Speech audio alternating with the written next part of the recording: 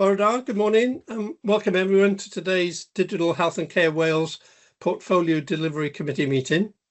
In relation to today's meeting, I'd like to note a few things. Firstly, members, colleagues won't always be looking directly at the camera. We will often be looking at papers on a different screen or possibly even physical papers.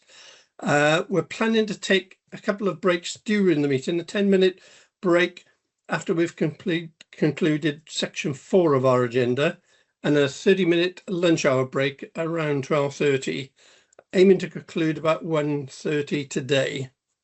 I don't plan to do introductions up front, so if colleagues could introduce themselves when they present or speak for the first time, that would be helpful. I'll now proceed with the agenda.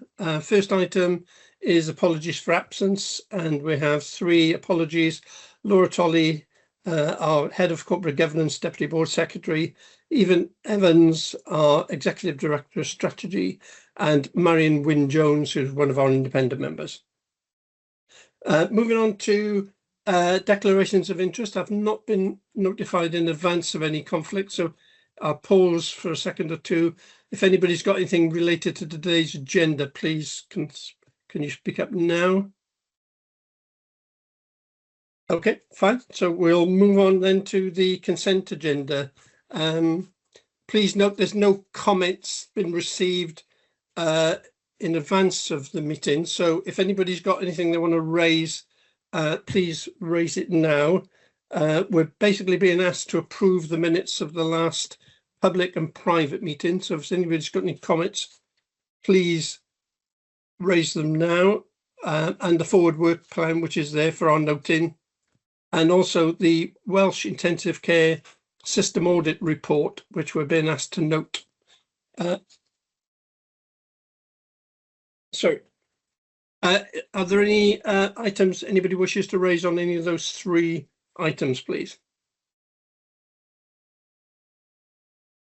Okay, thank you for that. Let's move on to the main agenda, which is the action log. I'm pleased to report there's no outstanding actions at the moment. And I'll now move on to the main part of today's committee meeting, which is the assurance reports. And I'll initially hand over to Michelle Sell, who's standing in for Evan Evans, to take us through the first of those reports. Over to you, Michelle. Morning, David. Thank you. Michelle Sell, I'm the Director of Programmes and Engagement. I'm just going to say a couple of things by way of introduction, and then we have colleagues here today who are going to start by running through the annual assurance reports. I think if you've had opportunity to look at the notes of our last meeting, you will note in April, one of the key aspects we were discussing from the point of view of the portfolio was the pause and review of funding. So the Digital Priorities Investment Fund, which is the additional funding that we receive from Welsh Government in order to move forward a number of digital initiatives across Wales. There was actually a review process that was taking place. And we put forward a number of submissions into that process, and you'll see that was noted when we last met, and you'll see that in the reports today as well. And I think as we go through, we'll probably touch on that a little bit, because the good news is we have actually now received our allocation. So that's not particularly reflected in the reports because that came in on the 3rd of July. So really helpful, and we've had a really positive response from Welsh Government. So as I say, we'll probably pick that up a bit, David, as we go through to update anyone who may be tuning into the call, because that is really good progress and that is allowing us to move forward in a number of areas. What we'll also see, though, is that that did create a bit of a challenge. So we lost a whole quarter, really, so 3 months of the year when we weren't doing nothing. I can assure folks we were doing as much as we could, but that uncertainty and that pause has created some challenges, and the majority of our programs have now been going through a bit of a rapid replanning to get that back on track and look at what we will now deliver as we move forward in the year. So that's probably the key thing. I'll probably talk a little bit more about how the portfolio is looking when we get to the detailed report. But we're going to start this morning, as we do, with our annual assurance report. So really pleased that Lawrence James has joined us. So Lawrence leads our digital medicines portfolio. Really good progress in the medicine space. He's going to update on both the EPMA and EPS programs. And then we've got a closure report, so a program that is complete and has delivered to its requirements. I think Sam will take us through that, which relates to our Microsoft 365 program. But I'm going to hand over to Lawrence, if that's okay, to take us through those annual assurance reports. All right, I'll just share my screen. Can you all see the slides on the screen? Yes, we can. Thanks, Lawrence. Excellent. Fine. Thank you. Thank you, Chair. So, Bordar, good morning, everyone. My name is Lawrence James. I'm Head of Medicines Programs at DHEW. And the purpose of my presentation today is to provide an overview of the progress the program has made the past 12 months. And that will include highlighting the key achievements, the next steps and priorities that we're taking forward in the coming months. And it'll also include feedback from those who are already benefiting from the program. So in terms of the key strategic and policy drivers, there are three key documents. The first is the Pharmacy Delivering a Healthier Wales 2019. And in that document, it included a goal by 2025 to implement electronic prescribing, including supporting patients to access pharmacy services through the NHS Wales app. Secondly, there was a paper produced in 2021 called The Future of Electronic Prescribing in Wales. And this was produced following an independent review commissioned by Welsh Government into electronic prescribing in Wales. And as a result of that review and paper, that really resulted in the creation and digital medicines being established. And that initially brought together two programs and two projects with a vision to fully deliver a e-prescribing environment across Wales. And then the third key document is that of the Programme for Government. And that Programme for Government includes a statement around introducing electronic prescribing to support the developments in accurate detection of disease through artificial intelligence, and as therefore a government priority. So digital medicines itself, as a reminder, there are three key areas which we're taking forward. On the top left, within primary care, we've got the Primary Care Electronic Prescription Service Programme, also known as EPS.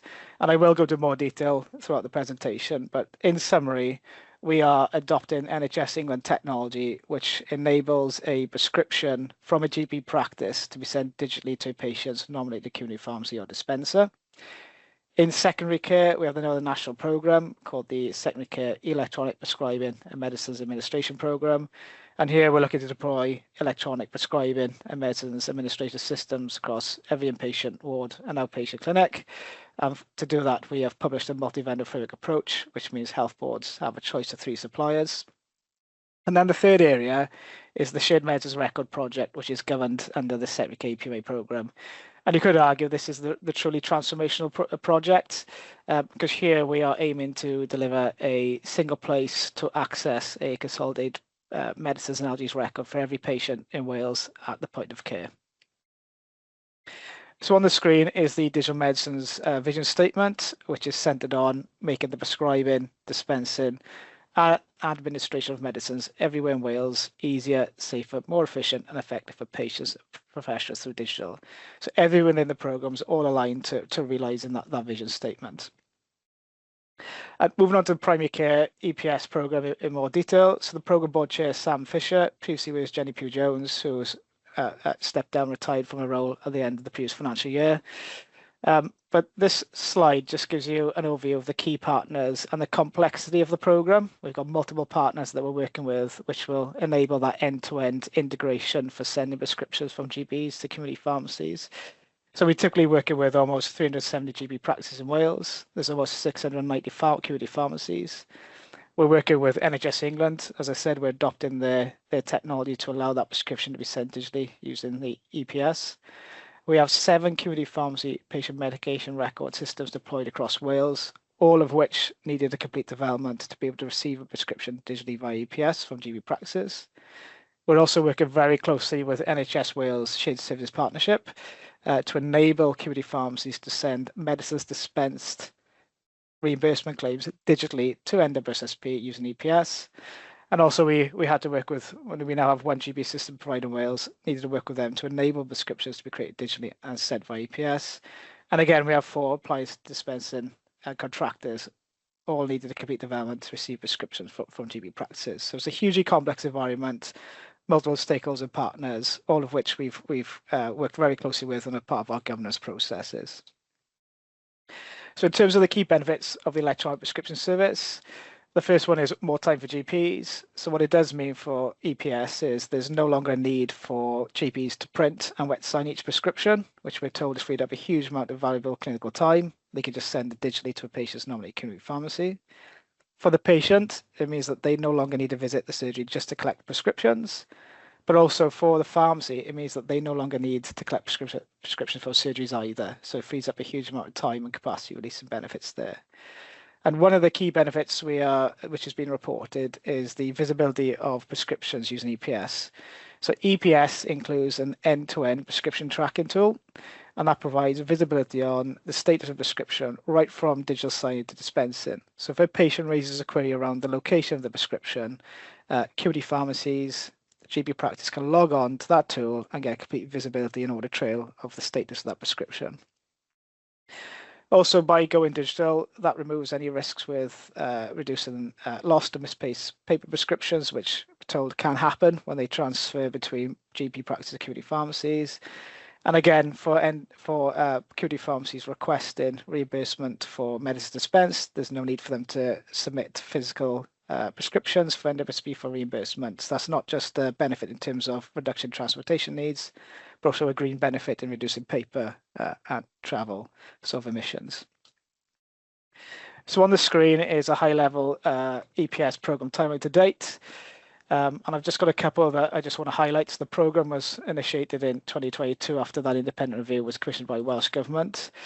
One of the key sort of milestones I want to highlight is in April 2023, working with Life Sciences Hub, we established a community pharmacy system innovation fund, which was deemed to be quite innovative. And that fund then enabled the 7 community pharmacy system suppliers with a footprint in Wales to access funding to incentivize them to complete development to use EPS so they can receive prescriptions from GPs. I'm pleased to say all those community pharmacy system suppliers access that funding, and we're now in a place where every system supplier in Wales can receive those prescriptions digitally. The other key milestone was in October 2023, where we worked with Welsh Government to make changes to the General Medical Services Contract, which enabled the electronic prescriptions to become the legal copy. And then the next key milestone was the go live or early adopter in Rail back in November 2023, which feels like yesterday. So that was a real milestone for us. And from that point, really, we've really made a huge amount of progress, and the usage stats have grown exponentially. So between November 2023 and January 2025, our efforts were focused on working with all the community pharmacy system suppliers to complete assurance testing. And in November 2025, we completed that assurance testing, and we were at the point where all those suppliers were sure to use EPS. And at that point, that's when national rollout began in January 2025. Shortly after then, we had reached a milestone in February 25, where we had 1 million prescription items claimed via EPS. And then in August 2025, we recognised that whilst rolling out EPS in primary care is serving a huge benefit to patients and our clinicians, there are opportunities as well to extend EPS into other care settings, particularly in secondary care. And we worked with the National 6 Goals programme to start development with the system that's used in secondary care GP out of hours systems to start using EPS, or readiness to start using EPS to send prescriptions for those patients that attend GP out of hours centres. And in March 2026, at the end of the previous financial year, we reached the stage where we had 170 GP practice live. We also completed 2 key developments to the GP system, one of which was called one-off pharmacy nomination. So that allows patients to nominate a pharmacy as a one-off without altering the permanent nomination. So the example here might be that if you had a patient living in Cardiff, but they were working away in North Wales, and they wanted to request a prescription to be dispensed in North Wales, they can make that one-off pharmacy nomination and then revert back then to their permanent nomination in Cardiff. The second development was the ability, was called geographical searching. So that enabled GPs to search for EPS-enabled pharmacies to nominate using geographical search capabilities. The other key milestones there in March as well is the Community Pharmacy System Innovation Fund concluded, and we also closed the tranche for assessing the feasibility for extending EPS to non-medical prescribers, and that included optometrists and dental, and that report was shared with our National Programme Board and with Welsh Government. One of the key milestones working with Sam Hall's team was achieved in May 2026, where we had all GP practices migrated to the single GP EPS-enabled system supplier. And at that point, that really allowed us to ramp up our implementation with GPs, where we went from typically 12 GP practices going live per month to almost 30. So we're really seeing, since May, the deployment of EPS really exponentially grow. And then in June of recently, we've got 228 GP practices live. Moving on to the program governance. So this slide presents an overview of our EPS governance model, provides a framework for our decision making, for where we provide oversight, accountability, our independent assurance groups, and also routes for escalation. So we have a primary care EPS program board, which meets every other month, which I said is chaired by Sam Fisher.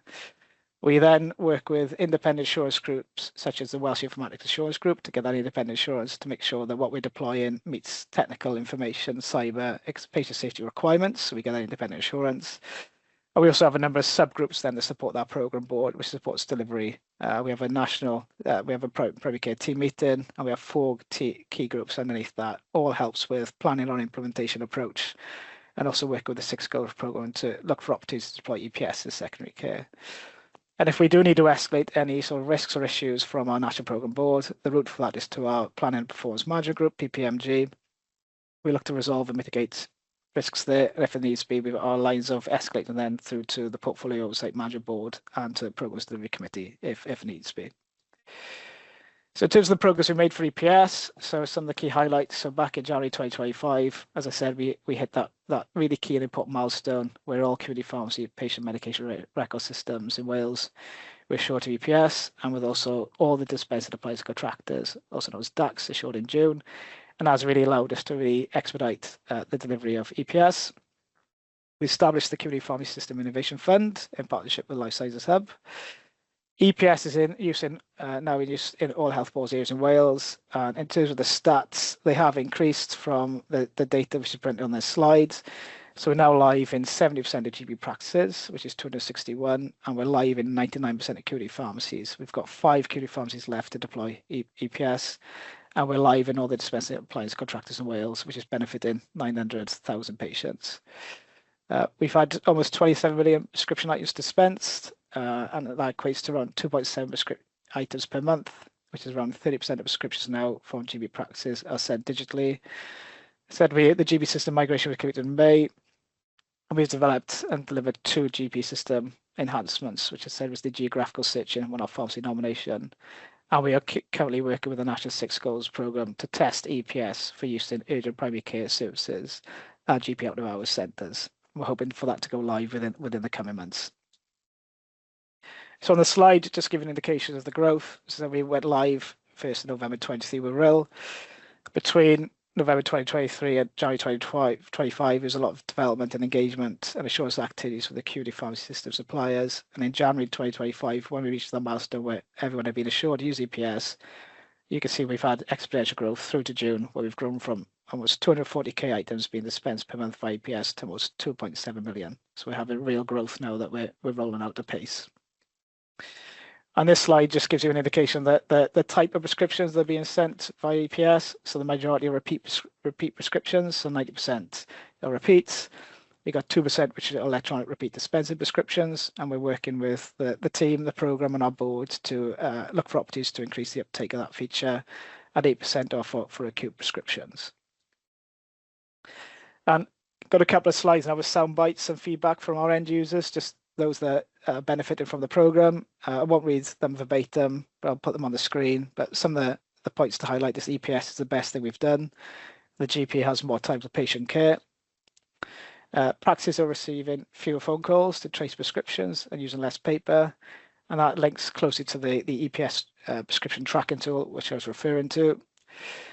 EPS has been a massive change for the better for the pharmacy and has saved so much time already. We no longer have to call the GP surgery numerous times a day to track down prescriptions.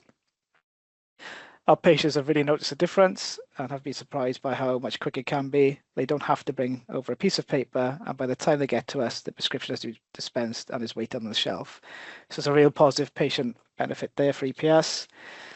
We're seeing an approximate 75% reduction in the paper prescriptions being processed by reception for signing, and we felt support throughout.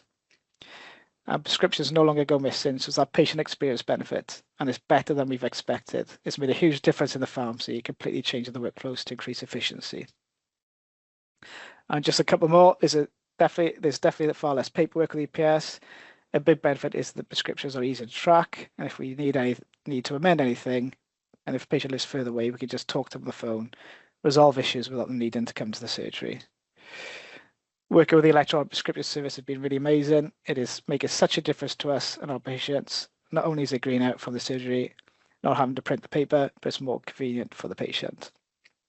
And finally, for the pharmacy, it's so much easier because now there's full visibility and traceability for the GP, the pharmacy, and for the patient about where the prescription is at any given time. So in terms of the next steps, so we've achieved a lot of what we set out to achieve in our initial program definition document. But to really achieve all our objectives, there are a couple of things on this slide that we're aiming to achieve in the next couple of months. So our target is to complete GP EPS implementation by the 30th of November of this year and to complete rollout to community pharmacies. One of our key requirements is to begin that transition to a business as usual, nationally supported model, which we are working with our partners on in identifying a permanent funding source for that. We're going to take forward EPS testing in secondary care with urgent primary care services and GP out of hours and hospital outpatient settings to look at how EPS can be extended to additional clinical settings to get those benefits that we previously reported on the earlier slides. And we're also preparing for a new development called EPS non-nomination. So for a patient to currently use EPS, there's a requirement for them to nominate a pharmacy to send their prescription to. What EPS non-nomination will enable is for a prescription to still be sent via EPS when a patient doesn't nominate a community pharmacy. So that in effect will make EPS the default prescription solution.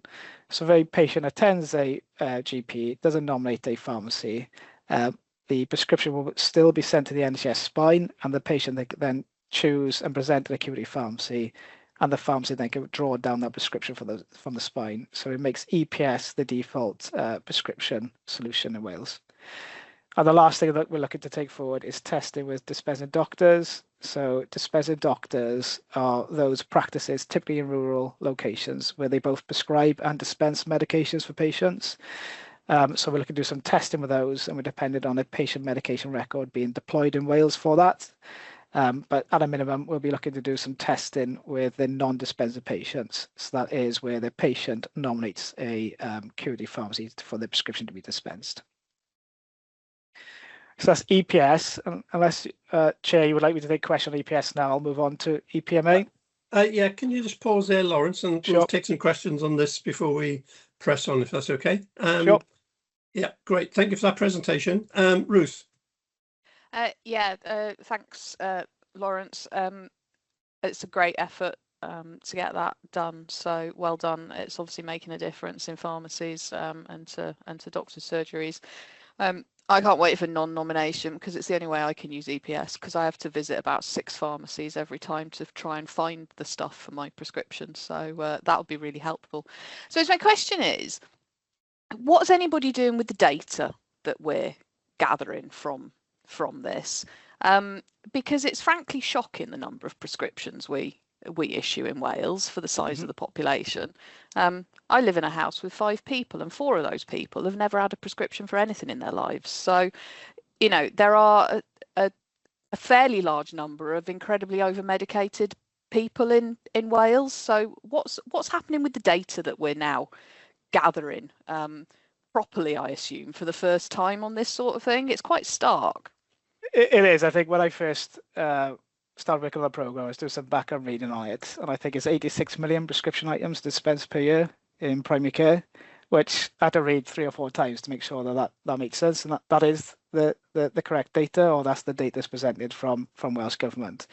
And for the country of a size of 3.5 million, you do ask the question whether medicines are being do they need to be continued or discontinued? In terms of the data, it will give us rich data. We have had many conversations with Welsh Government around how we can export this data. Typically, we want to make it available in our data warehouses to some data analysis and deep data, but we do need to work closely with the community pharmacy system suppliers. The data sits a lot in their data in terms of what's been dispensed. So that is an opportunity which we need to explore more, Ruth, to get that data, because we've got all this digitally now, and it would be a missed opportunity if we don't take that forward and make it available in our data warehouses. Okay, thank you for that, Lawrence. Rose. Anybody else got any questions for Lawrence? I've got a couple. Fine. Okay. So Lawrence, 2 questions, if I may. So the slide on benefits looked quite impressive. Are we, as part of our benefits and realization strategy, trying to capture those and put some numbers around it? Because I think there's some impressive savings that are being made within the system, not to mention the savings in patients' time in fulfilling their prescriptions. So that's the first question. And then the second question was, as we move into BAU, which is hopefully later this year, have we got that funding secured? Is my other question. Thanks. Okay. So first question is benefits. At the end of March last year, we presented a benefits realization report to our program board, which gave an early indication of the benefits that are being realized. Our board asked us to repeat that benefits exercise once we've completed rollout, because they felt at that time we wanted to embed EPS, etc., so we could truly validate the findings. So we've got an interim report, which I think the best way to describe it was acknowledged, probably not endorsed by the program board. So we've got data, but I think what we're planning to do after November, once we've completed the implementation across GPs and community pharmacies, we're going to revisit that exercise again. And we can then share the report with our board to say, this is following completion of rollout, and this is the feedback that we've got from GPs, patients, and for community pharmacies. So the benefits will be able to strengthen that in Q4 of this financial year, David. Fine. Okay, that's great. Just before you move on to my second question, it'd be really good when you come back to bring the closeout report for this program, if you could include that as well, please. I think that would be useful for this committee. Business as usual funding then. Yeah, so BAU. So a bit of the background to this, we submitted a business case previously to Welsh Government around requesting BAU funding, because obviously with EPS being funded by the Digital Priorities Investment Fund, that's time-limited funding for the programme. It doesn't provide the ongoing BAU funding that's required to stand up the service. So we submitted the business case. I think it was pretty much around 15, 16 months ago now, and it wasn't approved by the DPIF panel at the time, because DPIF doesn't fund or provide permanent funding. So we've been working with Welsh Government to identify a permanent source of that funding. What we were asked to do as a programme is to agree a methodology for potentially apportioning costs to health boards, which we've did. That was approved, and we shared that with Welsh Government. We haven't got to the position where we've agreed that permanent funding source. However, where we are this financial year, we've had 50% of funding allocated via DPIF to start that transition to BAU. But that will be sort of a bridge between now and the end of March. And by April, we need to work with Welsh Government to identify that permanent funding source, so we can stand up that team on a permanent basis. So I think the best way to describe it is that we've had 50% of funding this year, which I'm working through with NWSSP and Sam Hall's primary care team. And we've identified our minimum resources. But our next step then is to identify that permanent funding resource or source from April. Right. Okay. Thank you for that update, Lawrence. Okay, any more questions on EPS? Great. Okay, Lawrence, I think we can move on to EPMA now. Thanks. Okay. Share my screen.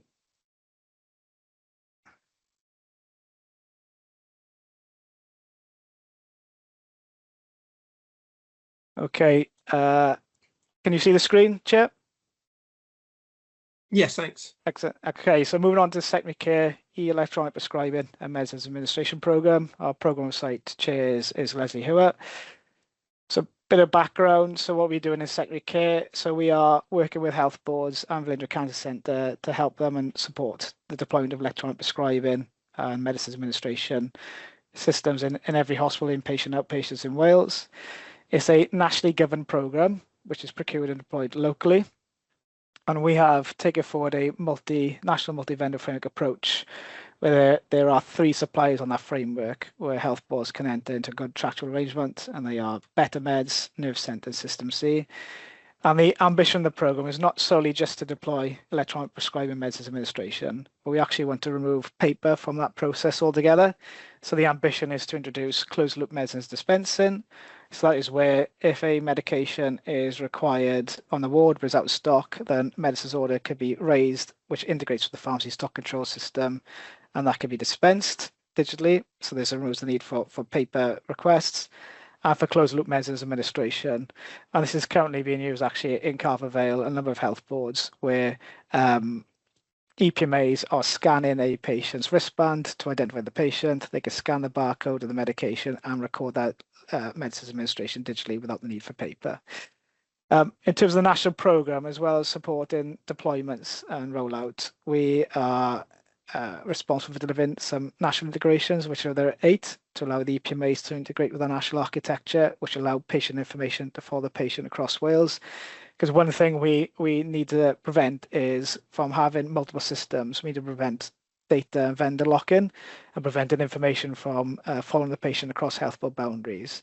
So one of the key integrations we're developing is the shared medicines record application program interface, and that will allow then medicines and allergies recorded in those EPMAs to be shared with this shared medicine record, which then can be accessed by other applications, including EPMAs and other health board locations. So allowing information to follow the patient wherever care is provided. And as a national program as well, we've got independent assurance and stood up a national technical and clinical assurance group called TCAG. And that then we work with health boards to ensure that EPMAs are configured as similarly as much as possible, so we don't repeat any lessons from other health boards. And we've established a community of a knowledge and action group as well called COCA, where we invite guests from NHS England or other organisations to share best practice in the EPMA deployment, so we learn from them and don't repeat them in Wales. So on the screen here, these are just a summary of the key national integrations and application program interfaces the national program is taking forward. On the left is the integration components, and on the right details the outputs. So at a really high level in summary, we're enabling inpatients and outpatient lists to be displayed in EPMAs, which allows them to prescribe for the patients. We're also making an agreed set of diagnostic test results to be available in EPMAs to support safer prescribing. Another integration we're delivering is the ability to launch electronic prescribing medicines administration systems from within the Welsh Clinical Portal patient record. And the benefit of that is that it removes the need for patients to log into multiple separate systems to complete key actions. We're also integrating with our Welsh Clinical Communication Gateway, which is our messaging solution for sending hospital discharge advice letters from secondary care back to GPs, and we're delivering that integration. And as well as the real key one at the bottom is the shared medicines record application program interface API, which has been developed, which allows EPMAs then to read and write medicines and allergies from the SMR to populate not only the discharge advice letter, but also when clinicians or pharmacists, care providers do a medicines reconciliation when the patient's admitted in hospital. So in terms of the key benefits, by going digital prescription management, this ultimately replaces paper-based medicines charts and prescriptions, which reduces paper copies. We're told it will deliver a number of time savings for clinicians because it removes the need to search for paper charts, which we're told sometimes will be misplaced. And one of the key benefits will be faster medicines reconciliation on a patient's admission to hospital. So at the moment, when a patient is admitted to hospital, one of the first activities which is completed is a review and reconciliation of the medications the patient's on, which is recorded on the patient's paper chart. That can be time-consuming, fraught with errors, inaccuracy, risk with transcribing errors. What the EPMA will allow is, once they've integrated with the shared medicines record, they can access the GP medicines, allergies, and intolerances digitally and reuse and write those into the digital medicines chart. So one, that will save a huge amount of time on clinical administration, but 2, removes any risk of transcribing errors as well when recording medicines information from one system to another. Also, by going digital, it removes the risk associated with illegible handwriting, reducing the risk of misinterpretation. And the EPMAs as well have inbuilt clinical decision support and provides automated alerts for drug and allergy interactions, helping to prevent harm to patients. So if a patient has an allergy to penicillin and someone attempts to prescribe penicillin, there'll be an automatic alert to help prevent any potential harm to patients. And again, the benefits with EPMA is because we published a number of technical interoperability standards. So we've published something called Fast Healthcare Information Retrieval Release 4, it's a technical interoperability standard for Wales. And we've adopted SNOMED CT for recording allergies and DMD for medicines. That means we've got a single language for that patient information, which lends itself to share between other clinical applications and for doing deep data analysis. So on the screen here is the EPMA program timeline to date, and just a few to highlight, call upon. So the program was initiated in 2022 after that independent review. In November 2022, that was our first key milestone where we published the National Multi-Vendor Framework, which, as I said, had 3 suppliers, which include Better Meds, Nerve Centre and System C. Our first contract was signed by Carver Vale UHB in March 24 with Nerve Centre. In October 2024, another key milestone is where we completed development for the shared measures record, and its application program interface was published for those system suppliers to onboard to and to start development and testing. We had our first go live in July 2025 with Carver Vale University Health Board with the Nerve Centre, but that unfortunately was out integration with the shared measures record. In December, then we had BCO Health Board that went live with their Better EPMA solution, and they were the first health board to integrate with the shared measures record for sharing their discharge medicines, to helping to start that creation of a consolidated medicines record for every patient in Wales. The following March, CTM Health Board then went live with their Nerve Centre solution. Again, that was without the shared measures record integration, but they were the first health board to integrate with our national diagnostic test results, which they could access at the point of prescribing. Then Powers went live in May 2026, and this was quite significant for us because they went live with a Better EPMA solution, and this was the first health board to truly integrate with the SMR for medicines. So they were the first to read medicines from the SMR, including the GP medicines data, and to write discharge medicines to the SMR. So it's a real key milestone for us. And since then, we've had an RN Bevan go live in June 2026. Again, they went live with a Better EPMA solution, for providing full read and write integration with the shared medicine record.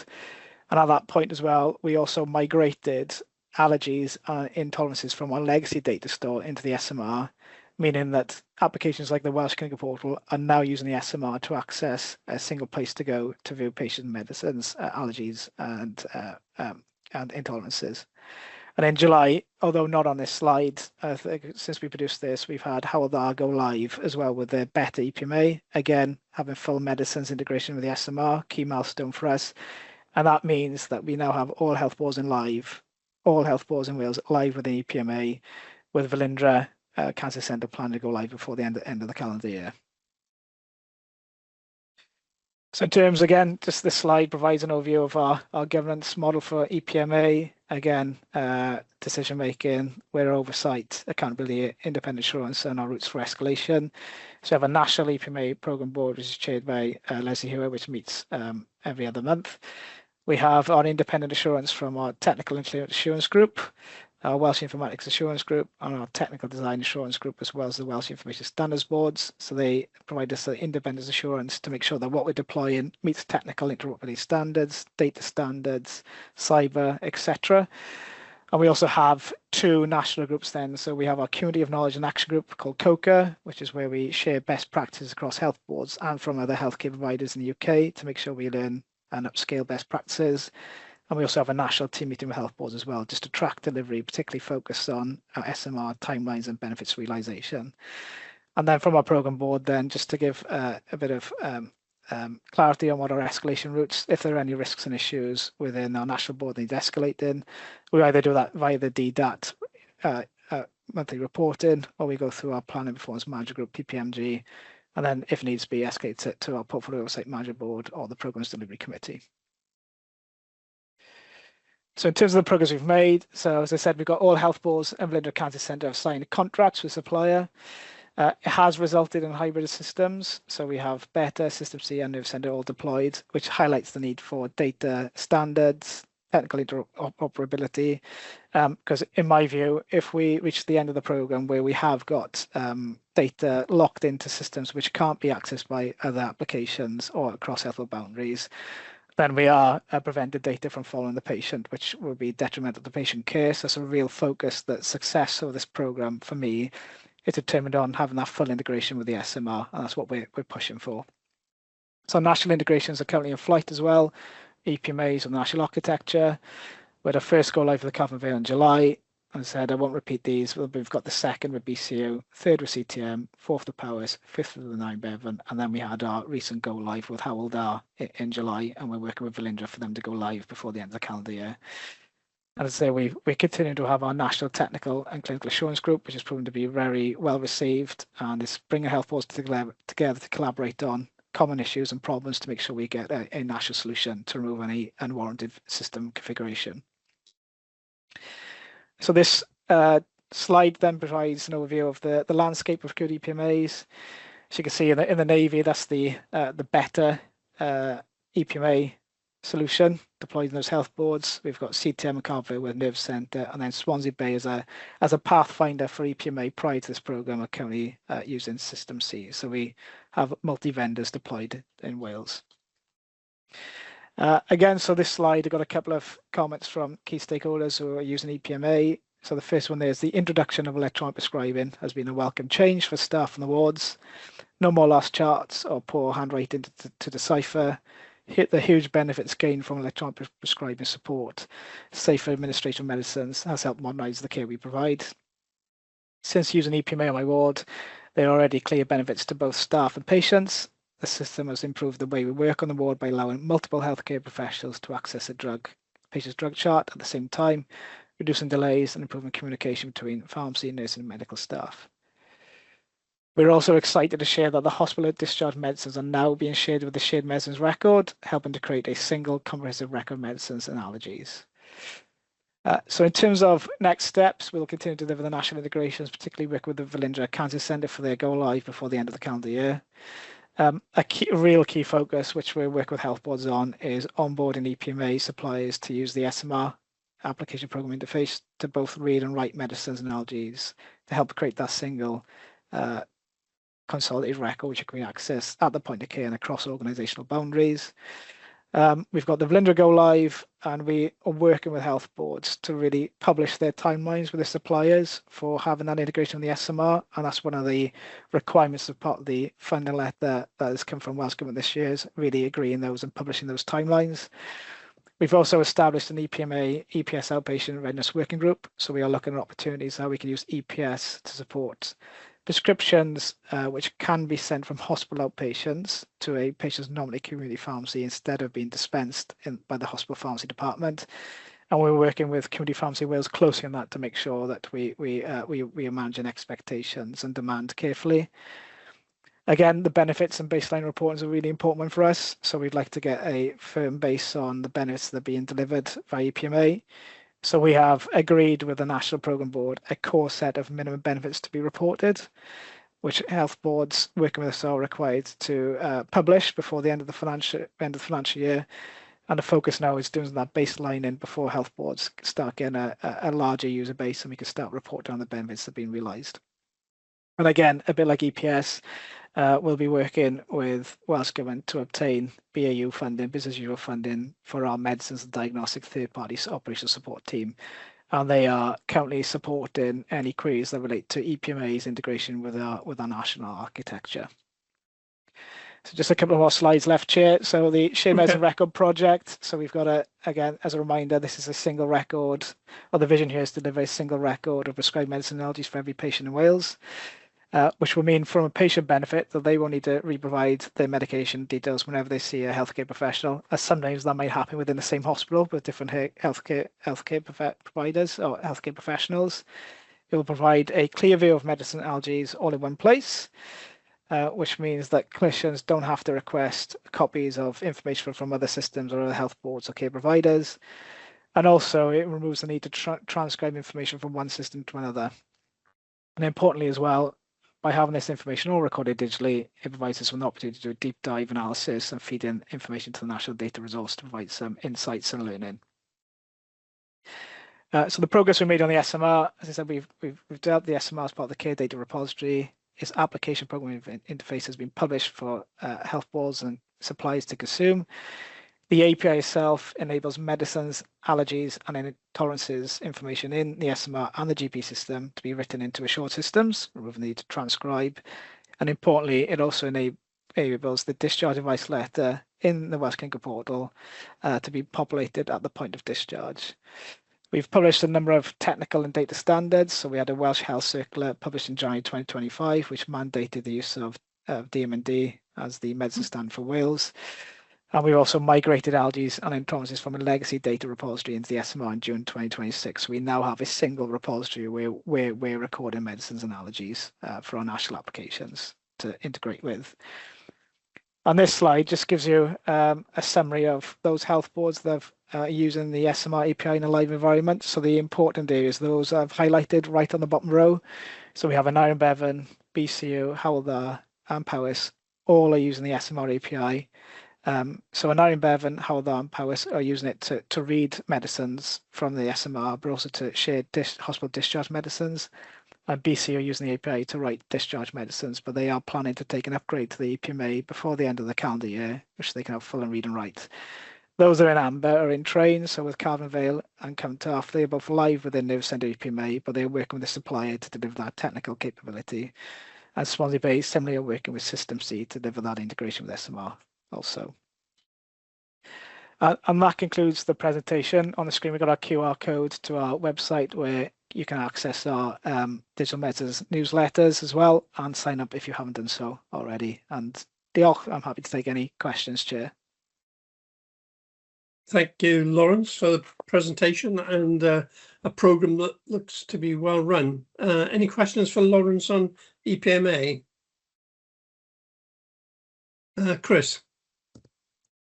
Yeah, thank you, David, and thank you, Lawrence. I was just wondering about the multi-vendor national approach to EPMA and what some of the lessons that have been learned. What works well with a multi-vendor approach? What are some of the challenges or constraints, if any?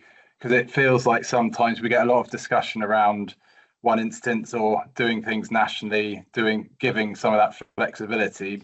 Clearly, you've been through this now for a number of years, and I'm sure there's lots of lessons for us to consider. Yeah, so there are pros and cons with going multi-vendor or a single national solution. So we have had feedback, we have had challenge from those care providers, so junior doctors or nurses that move between health board boundaries. They have to be familiar with more than one EPMA system. So those who may provide clinic in one health board, for example, will have to be familiar with another EPMA. So the question is, why is there multiple EPMAs? Isn't there an opportunity to procure one and get economies of scale? I think the view is that if we procure one system, would we have gone as quickly as we have with a multi-vendor? I don't know, that's up for debate. I think again with a national single solution, we could make integration of the SMR a core requirement from day one and write that in as part of contracts to say that we won't be going live until that full integration is delivered. With a multi-vendor framework approach, it does feel sometimes that we're working with health boards to engage with their suppliers to ensure the SMR integration is a key requirement. As I said, we've got one supply at the moment where previously we were meant to deliver a release, I think it was last autumn, and that hasn't been delivered yet. So in my opinion, at the end of this financial year, if we reach a position where we still got EPMAs who have not integrated the SMR, this is my personal opinion, the multi-vendor framework approach arguably hasn't worked because it will result in data silos, information locked down in applications and not being shared with other applications and across health board boundaries. So the pros and cons we're going with multi-vendor or with a single supplier. I think we have to make that decision at the end of the programme to see whether we got information following the patient wherever care is provided. And if it's not, then there's an argument that perhaps there are other models that may be better. Okay. Chris, did you want to come back in this point, or are you putting your hand up for a second different question? Yeah, can I just supplement? Yeah, thanks, David. And so, Lawrence, on the pace of delivery point, because I think that's it's a really important one for us organisationally. And you said potentially if it was a single national provider, it might have not been as quick. It might have been, who could tell? Do you have a view on that? Because I think that is an important factor. Do I have a view on that? It depends on what our level of. So if we were hosting and supporting a national solution, we'd have to stand up a national team for that. And if we're doing it, it depends on whether we'd have a national drug file, etc. So it's a difficult question to answer without knowing what the decision would have been made if we were going for national. I think the view is with multi-vendor, because health boards can enter in the contract arrangement. They can deploy at their pace. They own the contract. Whereas, would that be different if we own the contract nationally? I don't know. I think it's a difficult question to answer. I think, but one thing we would add, if we did go for a national single solution, our resource plan would be based on, well, this is the resources that are needed to move this quickly. So you could argue the mitigation there would be, we'd have a larger national team to meet that timeline demand. So it's a difficult one to answer, Chris. I think, as I said, there's pros and cons of both. But where we cannot be in a position at the end of the program is where information is locked in EPMAs, and we're currently in that situation with one supplier at the moment. Okay, thanks for that question, Chris, and the answer, Lawrence. Michelle. Yeah, thanks, David. Thank you, Lawrence. So there's a couple of things I wanted to pick up. I was going to go where Chris was, actually. It's interesting to see the two medicines programs next to each other presented in that way, because one, EPS is a single standard solution that is rolled out across Wales pretty quickly, actually. And I wanted to acknowledge all of the work that Lawrence and his team have done, and other teams across the organisation. So, you know, the central medicines team have done a fantastic job. There's a great team in Sam Hall's space in primary care. So they understand the solution, they work with the practices. This is a change for practices, new system, new processes, you know, and we are able to provide that support because it's a single solution. Again, in Sam's team on EPMA, conversely, a lot more integration probably than would have been the case if we did a single solution. So it's a bit more challenging to make the bits of the architecture all fit together so that data flows. So I think, you know, it would be really interesting to do that kind of post review and look at those points specifically to understand and review and use that to inform how we move forward then. Because we've also got now another X number of years of managing 3 different suppliers for the EPMA. So, you know, it's something that we'll probably want to keep an eye on over time. And I think, Lawrence, to be fair to say, quite a significant impact on the health boards, because the teams that have led the implementation of EPMA have come from within the health boards, and which is quite challenging for them in terms of resourcing against all of the other things that they've got. But yeah, fantastic job from our teams, and really interesting reflections, I think, as we come to the end of those 2 programs in terms of the lessons we can take from that. Yeah, I just want to add as well, Chair, just reflecting on that question around the multi-vendor, because we've got multiple suppliers, it has resulted in multiple variations and bespoke integrations being developed as well, which means more development effort, more cost, more operational support. So we are finding that we've had to do bespoke developments, and we've got slight variation across with deployments across Wales. So it does mean an overhead. So that's another trade-off, is that if we have multiple solutions, we do have to do bespoke developments, unfortunately. Thanks, Lawrence. It would be good when you bring back the closure report for this programme, if you could reflect on that point and provide some insight if you're able to. I did have one other question, if I may. On the shared medicine record, there are some known drug-to-drug interactions for different people. Is there anything in the SMR that would flag up if somebody's about to prescribe something that would interact with something that they're already on? Is that something that the system alerts to? So one really important point to make about the shared medicine record, really it's a data repository, so it stores the data. So it's the consuming systems that access that data. It's the system that is accessing it will create that prompt, the drug alert interactions. So the data will be stored, pulled upon, and then the alert should be in the clinical system consuming that data. All right, but the alerts aren't built. The reassurance I was looking for is the alerts are built in. Yeah. The alerts will be built into the consuming system, not the SMR. Yeah. Yes. Okay. Yeah. Sorry, just to be pedantic, and those are part of the program, so they're in scope of the program. Yeah. So the SMR will record patients' allergies, the medications. And then the EPMA is part of the procurements when the requirement was having these alerts, and programs are having alerts for, like, if there are any, they're building in locally. And this is where, again, having the multi-vendor or single solution is, the health boards are building in or determining what those alerts would look like, or whether they turn those on. But the capability, technical capability for those drug interactions, those intolerance alerts are all technically enabled in the system, or capable. Okay. Fine. But we can't say whether the health boards are going to actually implement that or not. So each individual system could or could not have those alerts in it. We've provided the capability for it, and that's where our responsibility ends. It feels like our responsibility shouldn't end there, and we should be pointing this out because it's quite a significant it's quite a significant risk, isn't it? Yeah, I'm sure we've had a conversation on this previously with the National Technical Clinical Advisory Group, because they're keen at the moment now to have a huge amount of focus on the allergies, so the work on that. I will take that back as an action, just get clarity on it, but I'm almost certain that we've had this conversation. They've learned lessons from Swansea Bay and other sites, but let me take that away to get a definitive picture on that, and I'll share an update, Chair. Yeah, that would be reassuring. Thank you, if you could.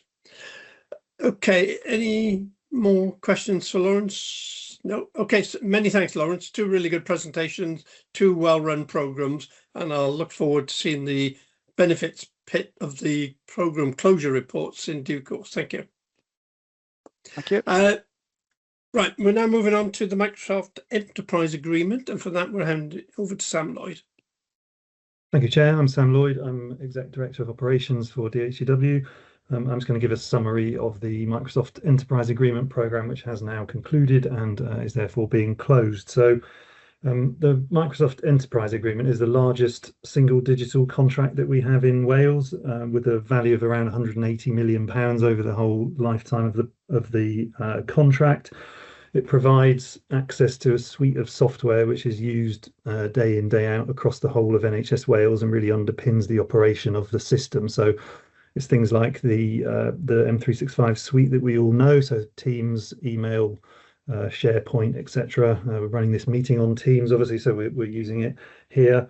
It also includes some device management capabilities and quite a large suite of security management capabilities as well. So it's really important across the desktop estate and across the day-to-day operation and collaboration of people working across the system.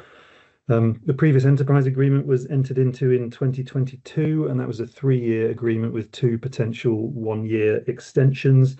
We invoked the first of those 1-year extensions at the end of the 3-year agreement, and that came to an end in June just gone. So we had a decision to make whether we wanted to invoke the last of those 1-year extensions, or we could effectively terminate the enterprise agreement and then default to the standard public sector pricing framework, which was negotiated by Crown Commercial Services, or we could negotiate a new enterprise agreement. So pulling together a group of stakeholders from across the system, the decision was made that the best approach for us was to negotiate a new enterprise agreement in order to make sure that we've got price certainty and access to the tooling that we need for the foreseeable future. So we put together a programme board to oversee this activity, which was supported by a working group which had representatives from all organisations across NHS Wales. That programme board and the working group then worked to make sure that we understood the licence volumes and requirements across the whole system. We developed a business case which was approved through that board and then subsequently taken through the individual organisational governance of each organisation in NHS Wales. We regularly briefed directors of finance, directors of digital, and we also gave a briefing to the chief executive management team to keep them regularly cited on progress. There were some significant financial risks that we were working to mitigate, because that default pricing that I mentioned would have effectively realised a £40 million price increase for the whole of the system across the life cycle of the new contract, which is obviously money that doesn't exist in the system. And if it had to be found, that could have had significant knock-on impacts for the ability of organisations to deliver care, particularly given the financial situation of many organisations across NHS Wales at the moment. In order to support the gathering of requirements and the negotiation, we did bring in a third-party specialist organisation, and I think that worked out very well. They were able to help us really refine the requirements, try and remove duplications, make sure that we were clearly understanding the requirements of our various user groups, and they also helped us to develop a negotiation strategy, which I think turned out to be very successful. The long and the short of it is that we were able to secure very favourable terms for our new enterprise agreement, which started in June. We were able to avoid a £45 million cost increase, including VAT. The overall price of the new agreement is slightly more expensive than the old one, but it's significantly less expensive than the pricing that we were getting that was, indicative. We do have 5-year price certainty, which is a real win, I think. So those prices are fixed over the 5-year duration of the new enterprise agreement. We've secured some additional investment in Copilot. So we're helping to provide AI capabilities across the NHS, and also it gives us a secure position to evaluate that further to see what the business case for potential more broad adoption of Copilot might be. We've also, as part of the new agreement, got access to Copilot Chat, which is it's a slightly reduced version of Copilot in terms of its functionality, but it is made available to everybody who has a 365 license. So 135,000 people across Wales have now got access to that. We've been working with Microsoft to do quite a widespread adoption campaign for that, and we now have 35,000 monthly active users of Copilot Chat. We've delivered 6,500 training courses, or we've trained 6,500 people in the use of that. We've done some surveys to help understand how the product is being used and the extent to which it is saving time across the system, and we've had some quite impressive numbers back, actually. Many people are reporting that they're saving up to an hour a day when they're using the tool, so we could extrapolate that out into some efficiency savings, which would be quite impressive. So I think that's a win, and it really shows the advantage, I think, of putting these arrangements in place, which then enable a much more strategic partnership with major suppliers. We've just today, in fact, this morning, had the results of an audit into the enterprise agreement renewal process, and we've received substantial assurance on that. That's from internal audit, so I'm really pleased to see that. I think some of the lessons that we've learned are that obviously widespread stakeholder engagement from across the system is critical. I think the governance mechanism that we had in place with representation from all organisations was really important in getting the buy-in and helping us to understand the requirements from across the system.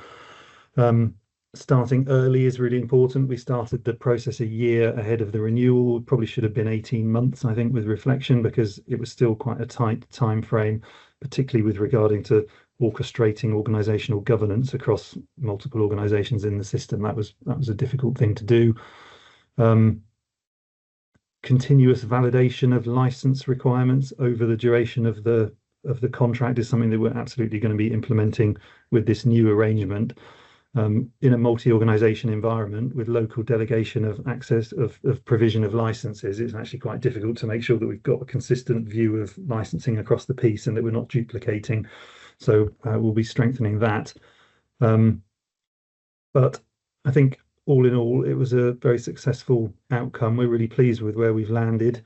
It was a win for the whole of NHS Wales, I think, particularly given the financial circumstances that we find ourselves in. So I'm really pleased with the outcome and happy to take any questions. Thank you. Okay, thank you for that update, Sam. Questions? Ruth first. No real questions, Sam, just good job. And how do we make sure we do this for everything else? Yeah, that's the challenge.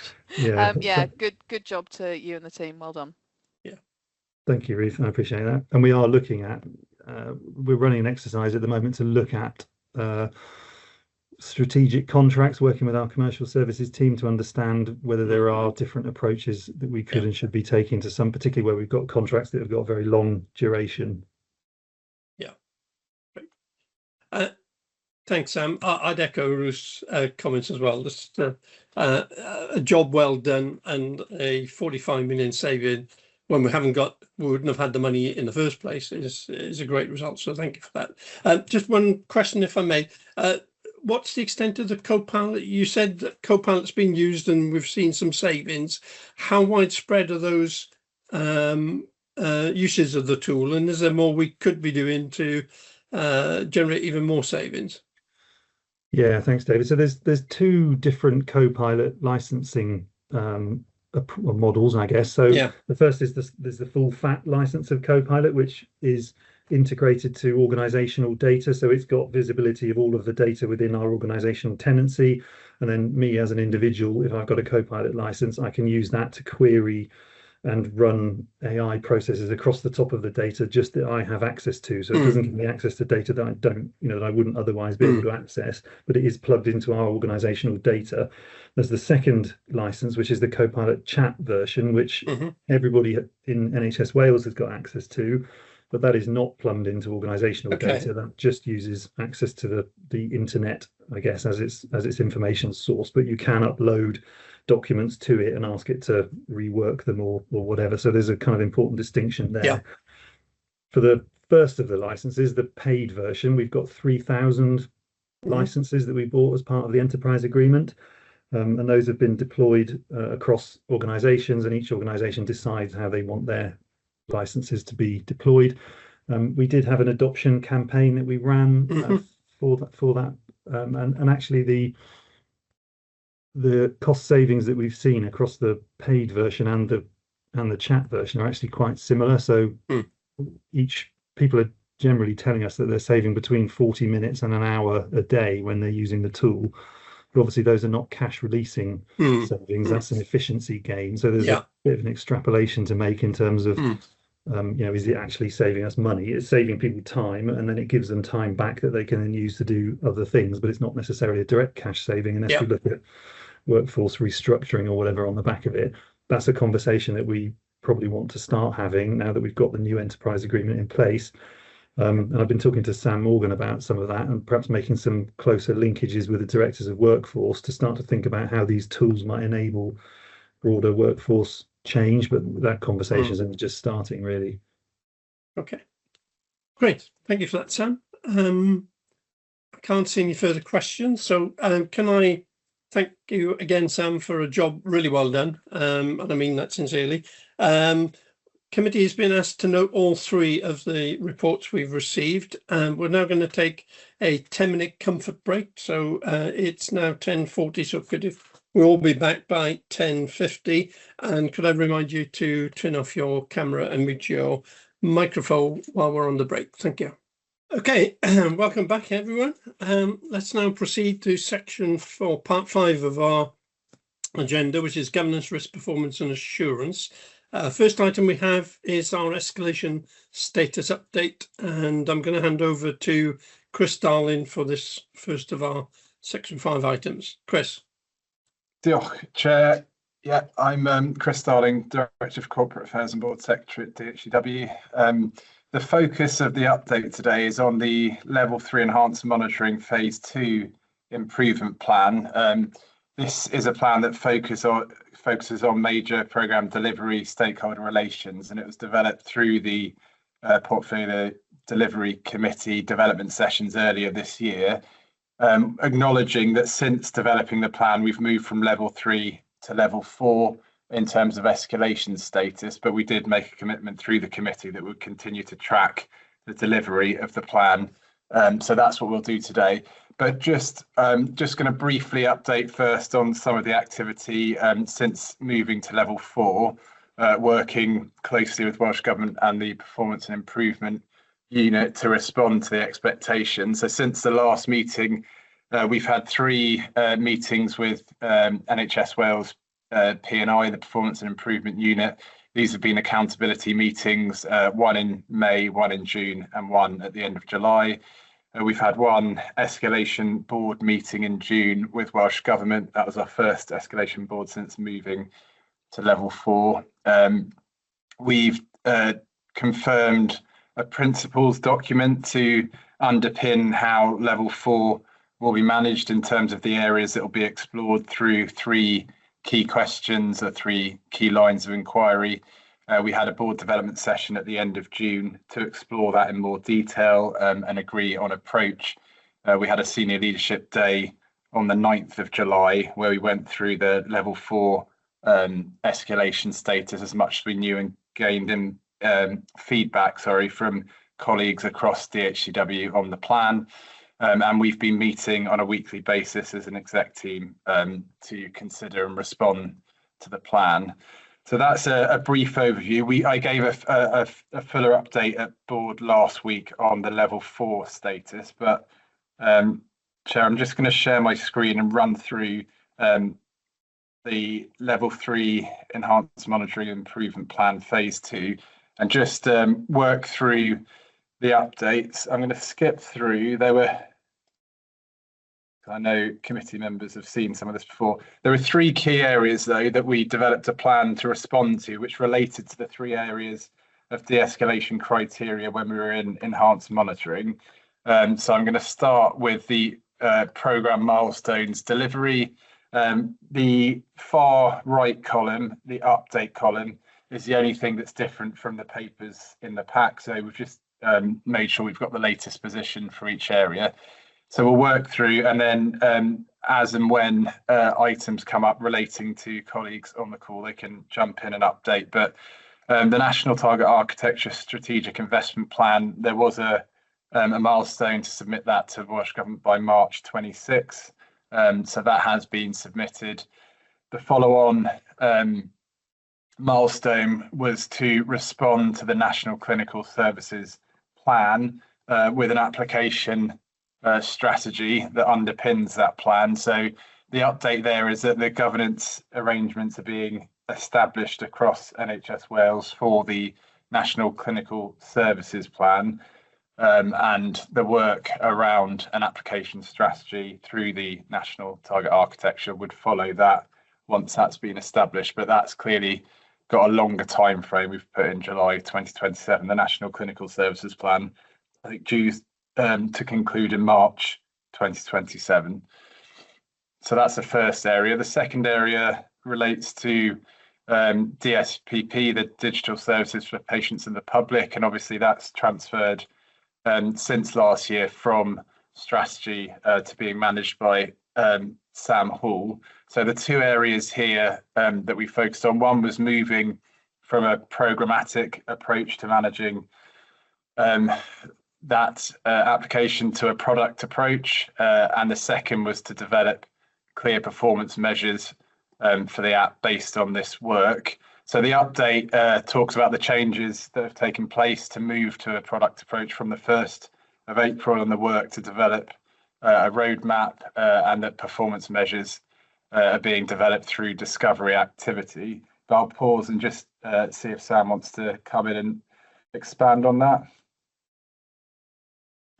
Hi, yeah, thanks, Chris. So yeah, we are doing some discovery at the moment, but what we've already done in the app to look at the performance is we've adopted a new kind of metrics that are always on, effectively, that are allowing us to get much more pinpointed feedback on the actual functionality in the app. So if you're in the app and you're using something, you then are asked some questions around that piece of the functionality that you're using, which gives us a much more kind of targeted approach to be able to measure it, because frankly, just numbers aren't really useful.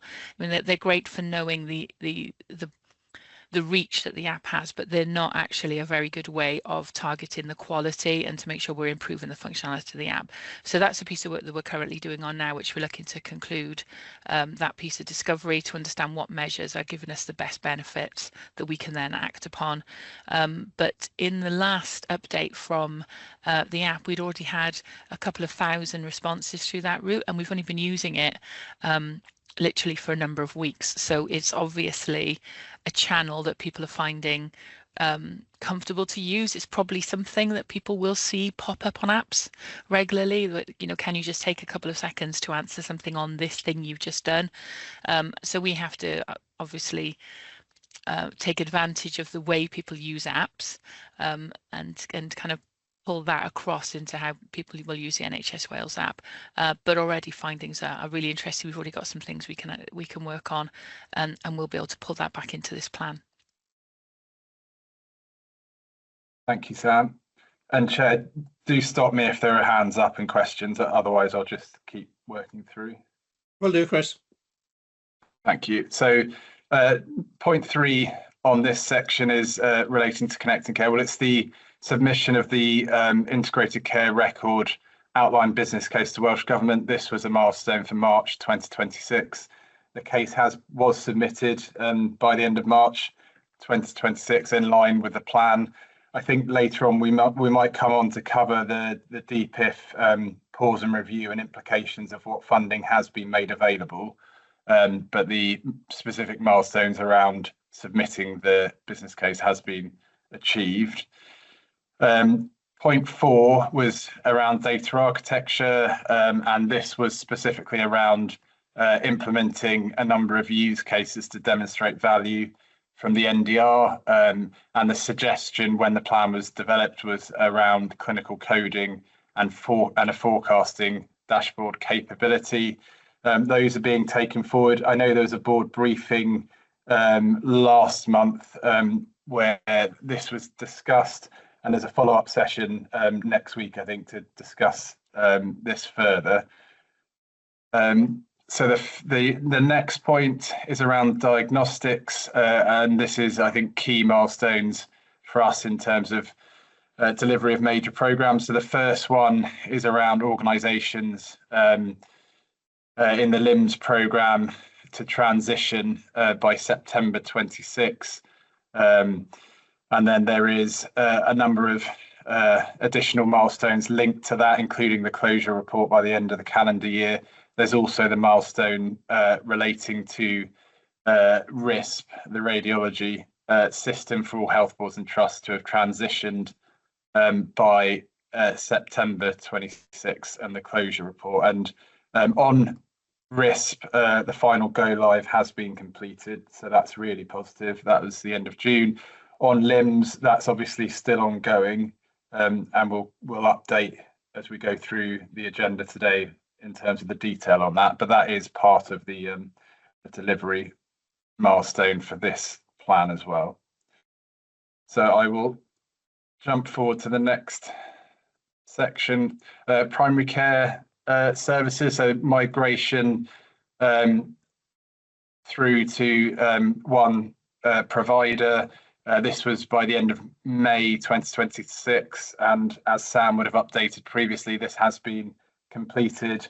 It was on track throughout the lifespan of the programme and did achieve the May 26 deadline, with post go live support in place and to be completed by September 26. So that's that milestone. Point 7 is around digital medicines, and we've just heard from the EPS and EPMA through Lawrence, but the updates here are that things are on track in terms of delivery. There is the BAU funding being worked through. I know you picked up that point earlier, David, in the discussion, but we have made that note in the update. And from an EPMA perspective, just the disbursement of funding linked to milestone delivery is being explored. Michelle, is there anything you want to add, or did we cover earlier? I think we covered that in the earlier session, Chris, unless anyone's got any questions on that side. Thanks, Michelle. Okay, so then point 8 is intensive care, and the plan didn't go beyond March because we had quite a strict deadline by the end of March to have submitted papers to the DDAT Leadership Board, which was planned on the 16th of March. I know the papers were submitted. I think the board was stood down, and I know there's been ongoing discussions. Again, we will cover that later on, but that was the original milestone. Chris, Ruth has got a hand up. I mean, you can't expect me to let intensive care pass without a comment on it, really. So I guess I'm just looking for assurance about how we're tackling this through our level 4 escalation, because this again is one of the key sticking points for us in terms of our ability to deliver something. So I think it would just be helpful to note that now, Chris. Thanks, Ruth. Yeah, and So on this, because the next one is the CANISC, and I would note WICIS and LIMS are probably, of the areas we've covered, the two high risk and areas that we've got kind of intensive work to make sure we're doing all we can to mitigate some of those concerns. I agree, Ruth. I think it's worth flagging that. So I'll move on to the next section of the plan, which was around programme coordination, system oversight, system leadership, which came through some of the feedback in terms of escalation to us. So there's one page that covers a number of areas here. The first one, which from the PDC development day when we were developing this, came through strongly around developing portfolio benefits management framework and realisation plan, and then articulating the realised benefits to the system to, you know, measurable improvements.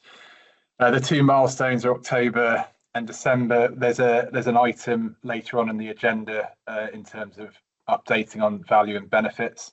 So I don't know if you want to wait for that, but those are the two milestones that we've got in the plan. And David, you asked for the update to come back from a digital meds perspective, articulating the benefits that Lawrence has taken away. The second point, 10.2 on this section, is around implementing the typology approach to programmes. And committee members will recall this was developed as part of the response to enhanced monitoring escalation. So the update we've put is to introduce this within DHCW programmes and just try and socialise that across the system. And hopefully through the DDAT governance route, ensure that's used for all programmes going forward. 10.3 is around, again, major programmes, but this is around cyber resilience and cyber security dashboards in the system leadership space. Sam, do you want to briefly update on the work on this today? Yeah, thanks, Chris. So we have a national cyber dashboard which has been built now, and it has both a national view and a view that each organisation can pull up to look at their own statistics. We've got a nationally agreed set of KPIs which we're now reporting against. We're working at the moment to shape up the national governance board. So I think the agreement is still pending from Welsh Government, but we are now effectively running the National CSIROs and Caldecott Guardians board as the national governance body. So we've got an order of business which we're in the process of pulling together, which includes aligned reporting metrics. I think it's really important that what is reported nationally is aligned with what each individual organisation is reporting to their own boards. So getting sight of that is a priority. Developing a national cyber risk register. We've got a candidate set of cyber risks, but we're going to have a workshop with key stakeholders to get agreement on those and to flesh them out. Looking at supply chain vulnerabilities across the whole system is a focus as well. We've got a tool in DHCW which we've deployed, and we're working with other organisations to help them extend that into their environments as well. We're going to have another national incident response exercise this year. And there's some forward look stuff as well, which is starting to come down the road, you know, which might be 3 to 5 years away in terms of time horizons, like the threat to our ability to encrypt data that is coming from quantum cryptography, which sounds very far-fetched, but actually DCIT in England have spun up some work asking organisations to start to look into this, and National Cybersecurity Centre are backing that as well. So, you know, it's a risk that we need to be aware of. So there's a set of kind of both immediate term, medium term and longer term activities which we're shaping up, which we're going to oversee through that board. Thanks, Sam. The last point on the system oversight was to commission external independent assessment of major programme delivery. We haven't taken that forward because the level 4 plan will, through PNI and Welsh Government, essentially achieve that by commissioning an independent input to the escalation process. So that's the only one that we haven't taken forward, but that's been a conscious decision. I think just again, I'll just pause before we move on to the stakeholder perception section. I think the high risk area, well, we can judge it, I guess, by the end of the meeting, but probably the benefits and value. And the only reason I say that is because of the importance, I think, cracking that and getting to a point where we can articulate benefits and value more effectively organisationally, given some of the feedback through escalation, I think is going to be key. I think it's really important, Chris, that we do state now that the expectation is that this timescale will not extend, because it's already been quite a significant timescale to get this into place, and this is particularly something that we need to be talking about in our public accountability meetings, and I know that there is kind of the first one of the non-public accountability meeting part, I think, is in October, isn't it? And then we move to our public accountability meeting in April. So I would want to be by April well being able to say we've done nearly, 6 months of this. So October, as far as I'm concerned, means the 1st of October, not the 31st of October. So I think we need to make that really clear. Thanks, Ruth. Okay, I'm going to move on to the last section of the improvement plan, which, as I said, was around stakeholder relations, perceptions. And we had one side of agreed milestones for this. The first one was around an engagement plan with Welsh Government policy leads. We've had one initial OD session with the full digital policy team. They came to DHEW in May. And Sam Morgan is working with Helen Arthur to agree the best approach to continue to develop Welsh Government policy relations across DHCW. And I know, in addition to that, Ruth, David, you've had conversations and discussions with policy leads as well. The second area, 11.2, is around a facilitated session with the DHW Stakeholder Advisory Group to gather feedback and perceptions of working with DHW. So that meeting took place last month. That group was initially to oversee the stakeholder engagement, independent review plan and actions and how that was being taken forward.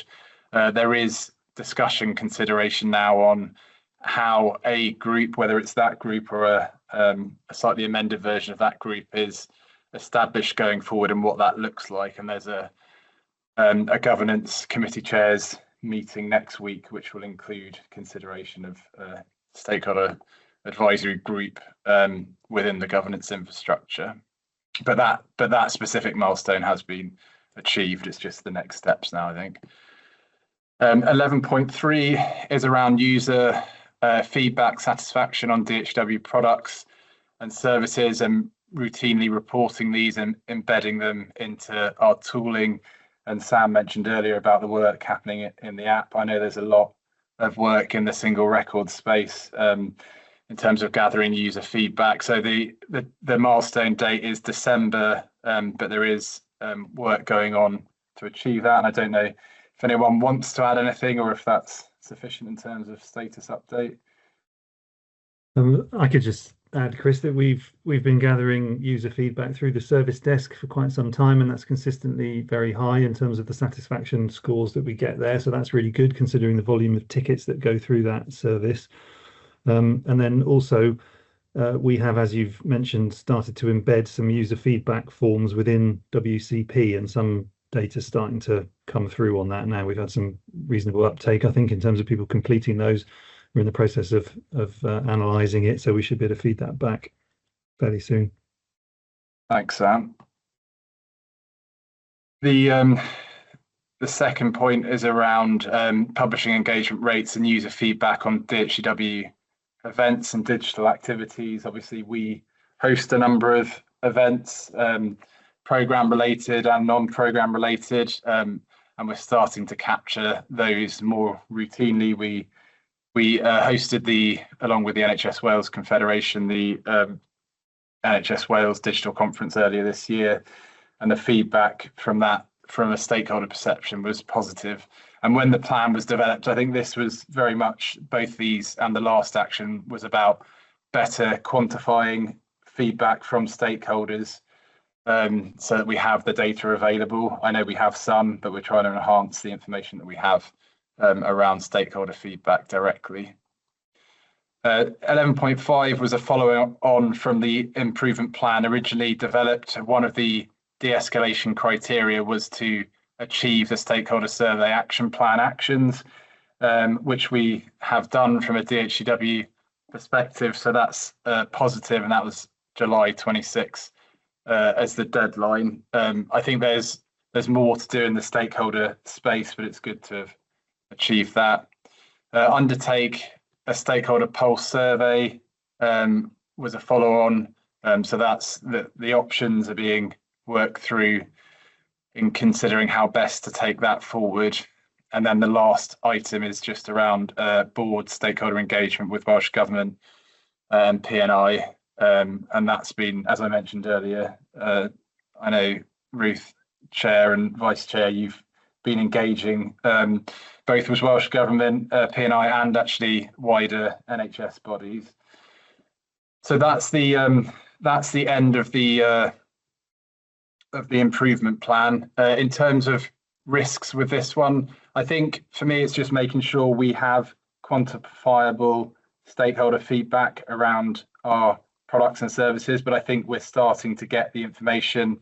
We're starting to think about how we can use things like show and tells to quantify the feedback that we're getting in an open and transparent way. When the stakeholder survey action plan was undertaken, it was mainly based on the interviews on a relatively small number of views from key stakeholders. So we're trying to make sure we get the breadth of feedback from service users as well. So I'm going to stop sharing now, Chair, and happy to take questions on any of that. Okay, thank you for that update, Chris. A lot of good progress made. Any questions for Chris on the update? No, I think you've covered that nicely, Chris. The one thing I just wanted clarity on is the process we're going through with P&I will conclude shortly, and I think there's a decision point then about engaging with some additional external support. What's the timeline on that, please? Just refresh my memory. Yeah, so the principles document that you're obviously seen and are aware of is being turned into a set of terms of reference. Those terms of reference will be used to commission initially an independent review into DHCW around the well-led domain of escalation.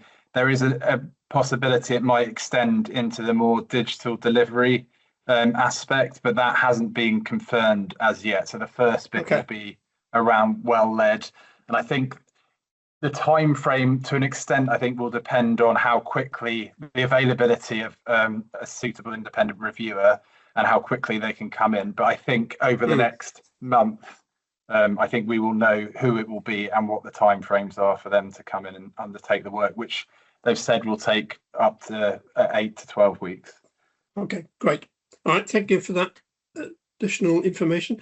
I can't see any other hands, Chris, so let's move on to the next item, which is also with you, which is the update on the corporate risk register.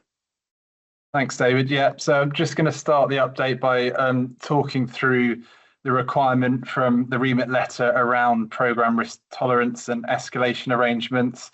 Very grateful to you, David, as chair of this committee for the time you've spent over the last month or two working with programme oversight chairs, programme leads, Michelle, Meg, a number of people on this call to explore two things to respond to the ask of the remit letter, which was around setting, communicating clear risk tolerance levels for each individual programme and having boundaries in the amount and type of risk that's acceptable, and then agreeing a process for how that's escalated.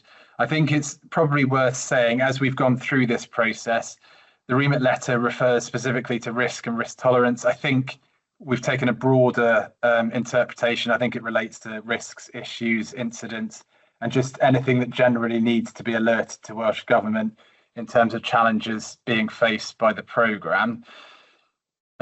We've, I think, as of this week, undertaken all the discussions.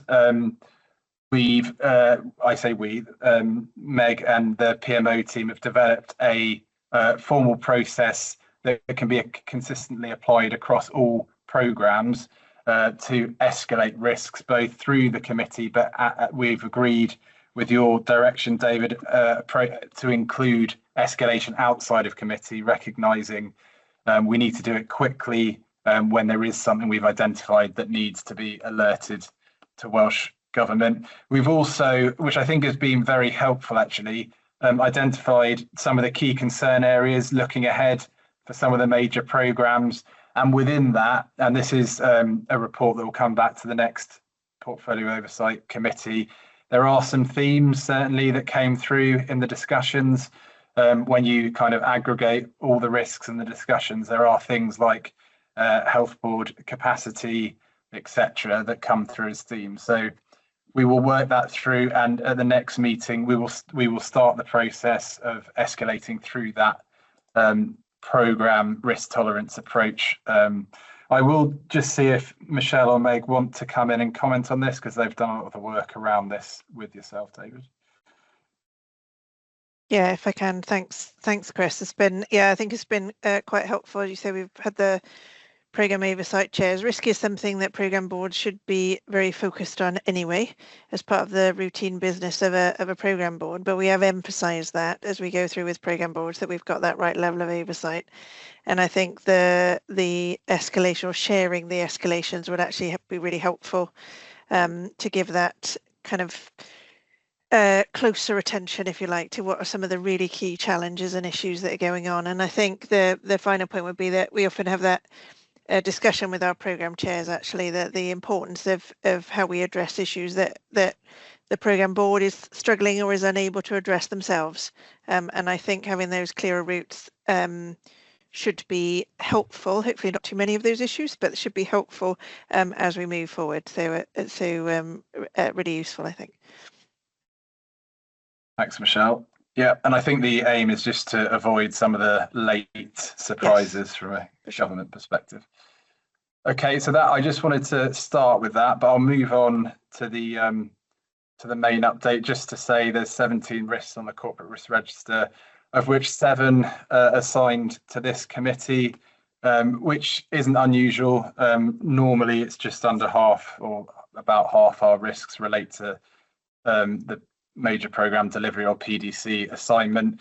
I'm going to cover a number of risks, which I think we will pick up through the update reports, and then pause on a couple that I think we won't necessarily cover. So 0298, the delay in the implementation of WLIMS 2, 0333, the Welsh Intensive Care Information System implementation delay, 0347, the National Target Architecture Transition Roadmap, and 0348, the transition to the new data architecture, and then 2 relating to Audit Plus, 0357 and 0358 around replacement solutions.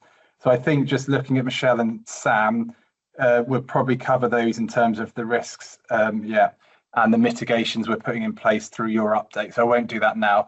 I will just pause though on 0354, the DPIF, the Digital Priorities Investment Funding pause and review risk. From an impact perspective, I know this committee will be keen to understand how that's played out. So I will turn to Michelle in a second, and I will just reference one other risk, which is it's assigned to the audit committee, but it links to that risk, which is the remit letter recruitment pause that we're currently going through. So Michelle, do you want to comment particularly on the DPIF pause and review, the timeframes, the implications, and the work we've done to try and mitigate? Yeah, thank you, Chris. And I touched on it a bit earlier, I think, in terms of the fact really helpful that the majority of the DPIF schemes we now have a clear position on in terms of the funding. 2 of the schemes, I think it's still 2, I'll look to Sam as well. We've been advised we have agreement in principle, but we don't have confirmation of the funding, and we're still working through with Welsh Government. So that's the critical care project, which we will talk a bit more about in a minute, and connecting care. So in the other areas, we have largely received funding, as I said. Some of the projects have got a reduced level of funding. So what all of the DPIF programs will now be doing is working through, okay, what does that mean in terms of their plans? What can be delivered now in the last 3 quarters of the year? Work didn't stop in the majority of programs, but the fact that there was no funding confirmation was really challenging, and also challenged. Obviously, quite a lot of the funding that comes to us actually goes back out to health boards and trusts as well, so it funds resources and other activities, and all of that was on hold. So they would have also been experiencing some challenges, because obviously if we didn't have funding, we couldn't disperse it out to the health boards and the trust. So they'll be doing that exercise with us. So timing, I mean, it varies, and I think that's really based on the complexity and the boards.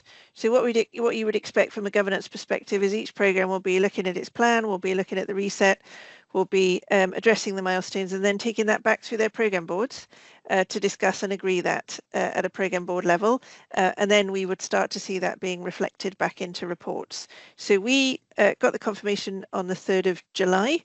As I said, I know some programs have already done that process. Others I would expect to be working that through in the next month or so. If we anticipate any significant impact then on milestones, obviously we will start to report that up, and we will consider that in terms of our management board and in terms of this committee. And if it impacts any of our IMTP milestones, obviously we would be working hard not to do that. Then we will need to also link in with Welsh Government. So it's a bit of a work in progress at the moment. We'll probably touch on some of it as we go through the detailed reports. And I appreciate, Chris, you indicated you were going to come on to it. In my discussion with programme leads, I think the recruitment pause in some cases has more of an impact than the actual funding position, if you know what I mean. So in some cases, national target architecture is one of them. It's a bit of a change of approach. So we're saying now perhaps we'll use more commercial providers. So we need to bring in capacity. We need to move, quickly. Then we'll need to look at different routes to bring in resource or to be able to move things forward. So the risk is still on the risk register because we're still working through the implications really at this point. Okay, Chris, before you come back in, can I just intercede? Ruth, go on, I'll give way to you, and then you go first, David. That's fine. We might be asking the same question. Possibly. So, Michelle, thanks for that update. When you said we still continue to work, that's admirable. But my suspicion is that we wouldn't have been doing all of the things that we would have done. So there's been some impact. I think in terms of the public accountability meetings come up, I think it's important that we reflect back to our Welsh Government colleagues the fact that whilst this pause and review was necessary, the timing of it couldn't have been any worse, frankly, and it's had a major impact across the board. So for each of the programmes, when we've got an agreed position of what the impact has been, it will be really useful for this committee to have a summary of that, so that we understand the full impact of what's happened. Absolutely. Thanks. Ruth. Thanks, David. Thanks, Michelle. I did ask this question at the board, but I just want to dig into it in a bit more detail now. What's our level of confidence around the in-principle decisions? And I don't mean what's our level of confidence that the money is there for us. I mean, what's our level of confidence that we will provide what is required by Welsh Government in order for that in-principle decision to become here's a funding letter. Particularly, I think, with intensive care, we've had quite a high level of confidence for the last year that we've been providing everything that Welsh Government has needed to move forward. And at every stage, that has proved not to be a correct assumption. So I guess, where are we now in terms of our confidence levels that we are going to provide the right thing and that will be able to move things forward for us? Shall I take WICIS first, and then I will bring in quick heads up to Sam then on connecting care, who Sam obviously leads for us. Please take WICIS as much as you want. I will take WICIS, and we will be discussing WICIS. I'll probably preempt a bit further. It is my understanding, Ruth, that we have provided all of the information that Welsh Government have asked us to provide. But you're absolutely right. We did that back in March. I think it was in the highlight report, we had one outstanding point, which was about the health board commitment. Really pleased BCU confirmed they were on board. We've provided that update through to Welsh Government. So it is my understanding that the digital team in Welsh Government have been working through that information and making a recommendation to the Minister. I do not know when we will receive an update from that consideration, is the honest answer. We would hope it soon. I know right up to our Chief Exec has been engaging with Welsh Government on this issue and is encouraged that they are working it through and they are working to a determination. But you're absolutely right, that's a big challenge for us in terms of being able to move this forward. So I have a level of confidence, but I don't have any certainty today in terms of when we will receive a decision. And I'm really hoping that that will be a positive decision to move forward, because we've got really strong commitment now from our health boards, particularly clinicians who've done a huge amount of work to move this forward in a key area of delivery of care. So, but we are waiting on Welsh Government. Sam, did you want to? Oh, Michelle, sorry, David. Before we move on, can I just clarify as well? One of the outstanding issues was an agreed scope for the work that needs to be carried out, and there was some discussion about whether that was sufficiently defined or not. Has that also been clarified so that we now have clear? There's no pushback from Welsh Government on that particular point. So we have a clearly agreed scope with our clinicians, which is obviously key, and which is a key kind of reflection from where we've been previously. We are taking the current version of a product which is live in other environments, which helps a lot in terms of the expectations on what will be delivered. And we have discussed that. Again, I'm really tricky to say that that is 100% accepted by Welsh Government, but I think we've certainly discussed and we've certainly demonstrated, and that was a concern in terms of the kind of universal sign up, if you like, from a clinical community perspective. But we have certainly got that from our clinicians, which is really helpful. Okay, thanks, Michelle. Yeah, thanks. So Connecting Care, as I think someone mentioned earlier, it's one of those programs where a lot of money comes in and a lot of money goes out. So our business case basically includes all of the money to allow the health boards to procure and to implement their mental health solutions and their community health solutions. Very little actually will stay in DHW, and it's to run a small team that supports that work. So the latest update, and literally the latest update we have on this has just come in today, which Michelle might not have seen yet either, is that Welsh Government still appear to be trying to understand whether funding for Connecting Care can be capitalised. We've done work on this. We've been through this with our team. We've done we've been through with Audit Wales as well. It's not that money isn't capital, it's revenue money. So that is the stance we've taken. We've gone back to Welsh Government to confirm this again with them. So you would be hopeful now that they have had everything they need that identifies what that funding is, and that hopefully there'll be enough for them to make the decision. That doesn't mean that that will be a quick process. So much like Michelle said, we don't have a timeline for that, but we've been through the pieces of work that they wanted us to do to identify what's capital and what's revenue. But as I said, it's quite a small portion actually of money that comes into DHW.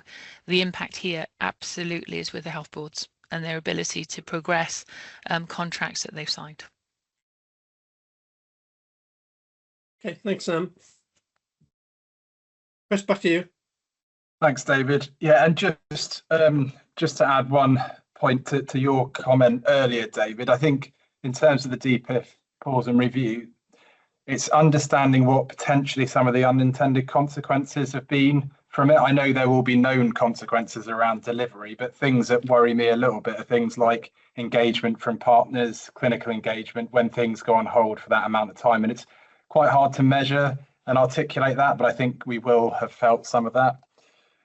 So just to finish off then in terms of the risk register, the last thing I wanted to just draw the committee's attention to was 0347, one of the risks that have been removed from the register, the RADIS team scaling back with the completion of the programme. And obviously that's been a risk that the committee have been monitoring for a while. So pleasing to see that one come off the risk register now.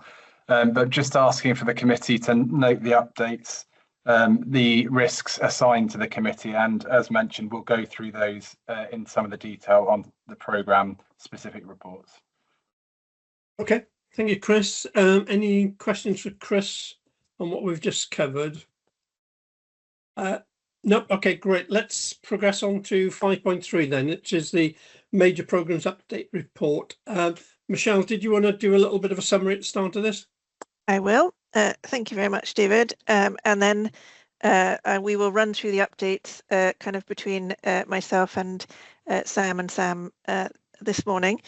So yeah, just a couple of things to say. So just in terms of context, what we're going to run through are the reports on our major programmes. So we're going to look across the portfolio. We've touched on some of those this morning in terms of the conversations already. We'll be looking at the RAG status for each of those programmes. So the RAG is our reflection of our delivery confidence and reflects challenges, risks, issues, funding, resources, and how we anticipate delivery to move forward. So it's quite an important measure for us. Just to be clear, the RAG status and the highlight reports themselves, they're all agreed with programme boards. So our programmes have, as part of their governance, would have a programme board.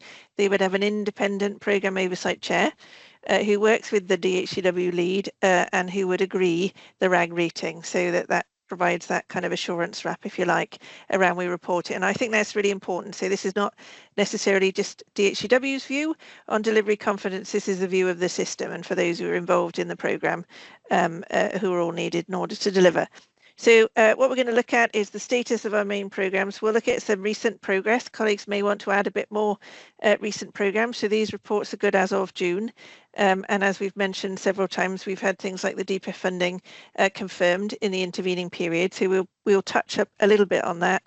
You can see also in the pack, we've got what we call our life cycle changes. So what stage our various programmes are at and any escalations. So we touched on earlier with our new process, we're likely to see more escalations actually coming through this pack, and that's part of the transparency to the PDC. But what you'll see in the pack currently, there is one escalation, which is an assure to PDC. So that means that the measures are being put in place, that the issue is being managed, but we wanted to make it clear to PDC that escalation is there, and that escalation relates to LIMS. So I'll touch a little bit on that at the moment. So we've mentioned before the DPIF pause and review. So you will note in the pack, because the pack is reflecting the end of June position, we've got 5 national programmes that we're showing as grey or not assessed. And that is because 4 of those effectively were on hold pending the decision from the funding. So those were Connecting Care, NDR, the Cloud Transition Programme and the National Target Architecture. So we will pick those up in terms of the detailed updates. 3 of those, NDR, Cloud and NTA, are now confirmed. So we have a clear way forward.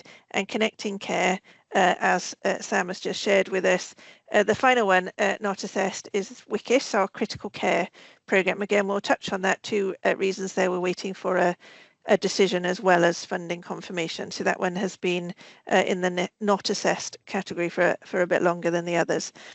So confidence, you can see, anyone can look at the pack, you can see what that looks like in terms of the RAG rating. It does vary across the portfolio. So we've seen improvements.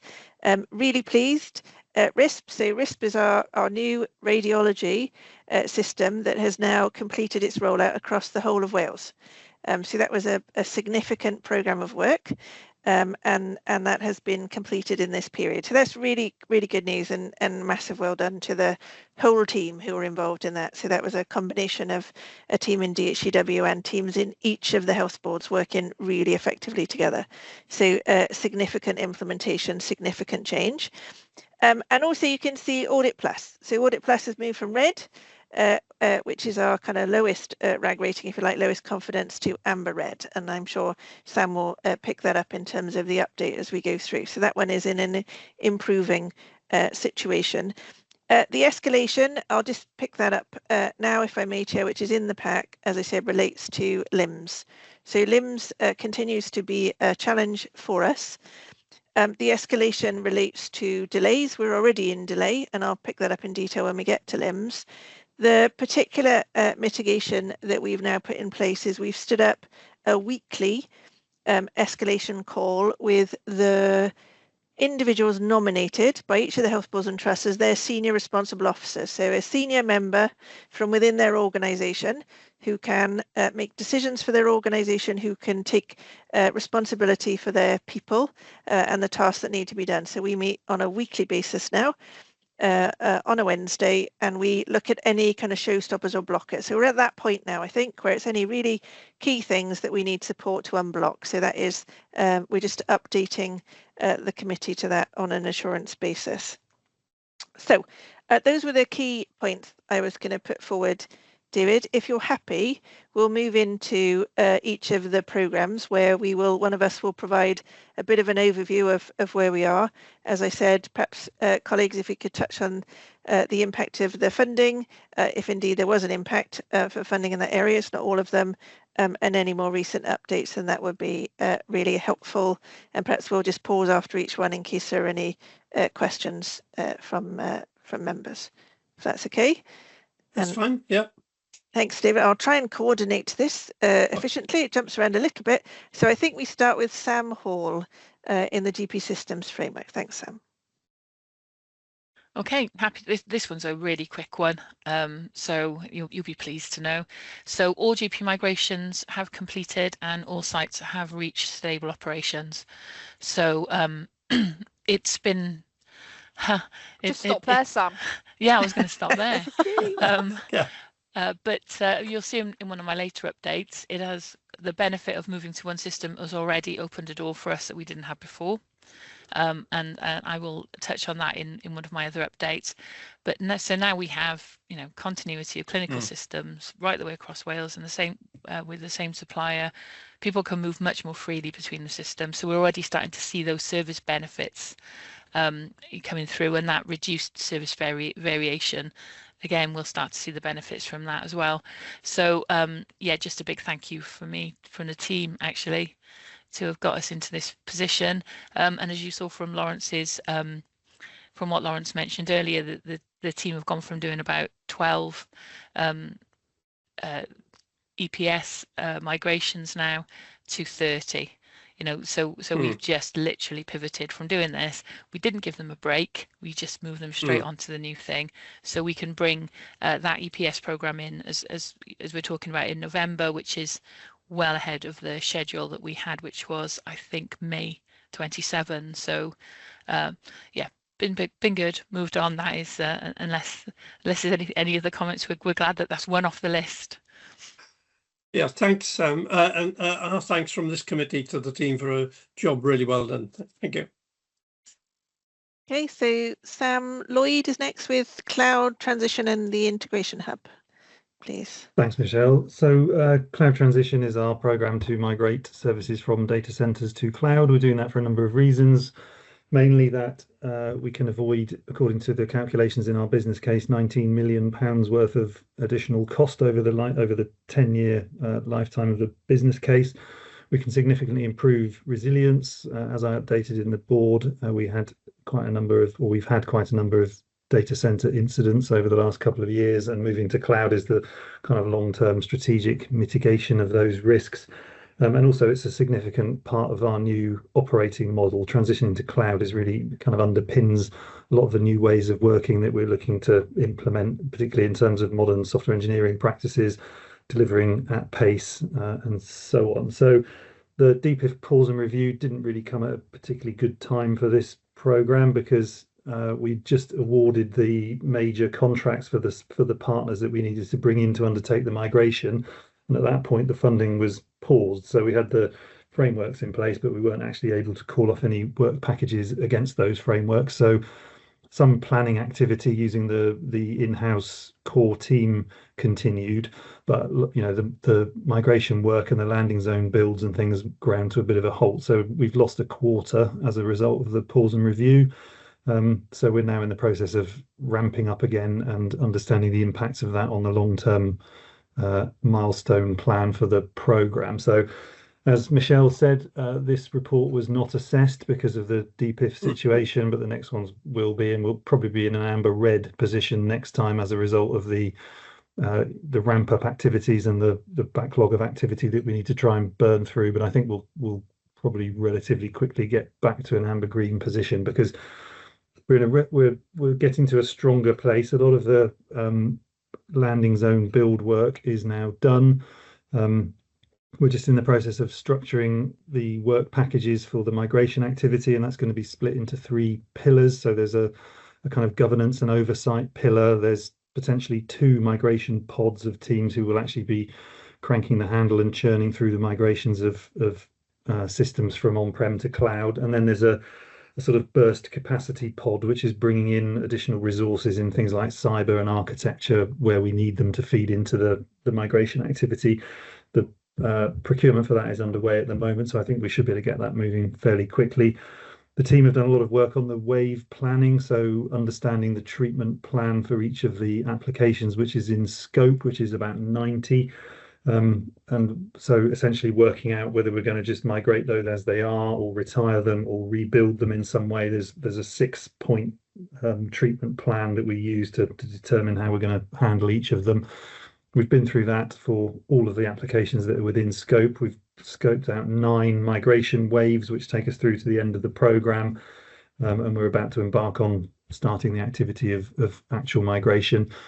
I think we're at the point of doing some of the hard yards on this now, in terms of, our teams are, we're asking them to work in different ways and take on new skills and add things on top of their existing and perhaps prior ways of doing things, which is, there is a change curve, I think, that we're sort of on at the moment, and we have seen some delays with infrastructure builds and things as a result of some of that, but we're working closely with the teams and with the suppliers to see what we can do to mitigate that, and we expect that to be a sort of short to medium term issue as people get up to speed with new ways of working and develop new skills, and as we start to get into the rhythm of doing the migration. So yeah, I think that's all I want to say on cloud. Thank you. Happy to take any questions. Okay, thanks, Sam. Any questions? Nope, that was a good summary. Thanks, Sam. Thanks, David. So I'll move on to the integration hub now. So again, to quickly summarize, this is the work that we're doing to rebuild our integration capability. So that integration is the means by which all of the different systems across NHS Wales talk to one another. As we saw in the Lawrence's update earlier, there's a huge amount of information moving between systems for a variety of reasons, including into the SMR and into, between the core national products and between national and local products. The integration platform is the mechanism by which that is achieved. So it's really core to our capability as an organisation. At the moment, we're running that on a proprietary platform, which is quite expensive to operate, and it's not particularly flexible.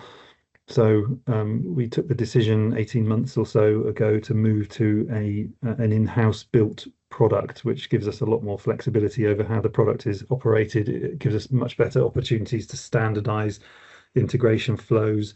It reduces the license cost that we've got to pay. It gives us control of the intellectual property, etc. So there's a lot of good reasons for doing this. So this one was not, it's not DPIF funded, so it wasn't impacted by the pause and review, but it is similar to cloud. It's quite a complicated piece of work, which is reliant on teams learning new skills and new ways of working. So I think, again, we have run into some implementation challenges in terms of that complexity. We have had a partner called Kanos who was working with us for a time, and they got the basic infrastructure built. They got the first flow into production before now handing over to our in-house teams. We've also done some additional recruitment prior to the pause being implemented, which enabled us to bring some skills into that team. There's been a risk all along that in order to avoid the next supplier licensing cost, the work has to be completed by June of 2027. So we're, that date, I think, still is at risk, and we're working with finance to understand the financial implications of having to purchase another set of licenses effectively. We've got a 10 phase plan which has been set out, which basically works through all of the different integration flows for all of the different organizations. We're liaising with health boards to try and schedule the migration and testing of their flows. It's always been an intention to try and rationalize. We've got about 300 different flows of data through the system. We want to standardize those as much as we can and reduce that number to reduce the complexity. We're hoping to get somewhere between 50 and 100 flows. I think we're coming to the realization now that some of that standardization might need to be done post migration because of the amount of testing that we're reliant on each organization to do. So we're probably going to land in a position where it's a bit of a blend where we do some consolidation, but we probably do a lot of like for like migration of flows, get onto the new platform, retire the old, reduce the costs, and then start looking at the further rationalization beyond then. So yeah, as I say, we're making good progress, but there are still risks around the completion by June 2027 and the consequent financial impact of that. Okay, thank you for that, Sam. Any questions for Sam? Just one from me, Sam. You mentioned the recruitment pause, but also that we'd managed to bring some people in before that hit. Have you got all of the internal resource, skills, capability that you need for the programme, or is there still some ongoing impact from the recruitment pause? We've got all of the resources now that we need in the core integration hub team. What we're also seeing is that there are some constraints where we need resources from other parts of the business to contribute to the work. So testing is a particular constraint for us. So we're looking to see what we can do to augment the testing resource that we've got. But the core team is established. Okay, thank you for that. Michelle, back to you. Thank you, David. So I'm going to take a couple now. So I'm going to talk about the National Target Architecture. So this is the programme that we stood up last year to look across the whole of the NHS estate, if you like, to look at our digital systems and services and how they are delivered. There's a lot of complexity and a lot of variation. And that's probably what we found. And we did that piece of work. We've pulled all that together into a tool called RDoc, which allows us to take that overall view and developed from that our future state plan. So a high level plan in terms of how we can work together across the whole of Wales to move that forward more effectively. So we'd kind of done the baseline work. This is one of the programmes that was effectively put on hold as a result of the funding pause. So in terms of where we are now, we actually restarted the beginning of July is the update. So when the funding came in, so we were allocated about 90% of the funding that we've requested. So that is helpful. Obviously, this is a key area that we are keen to drive forward collectively. So we've got that funding now, and the programme board, this is one of the boards that has met.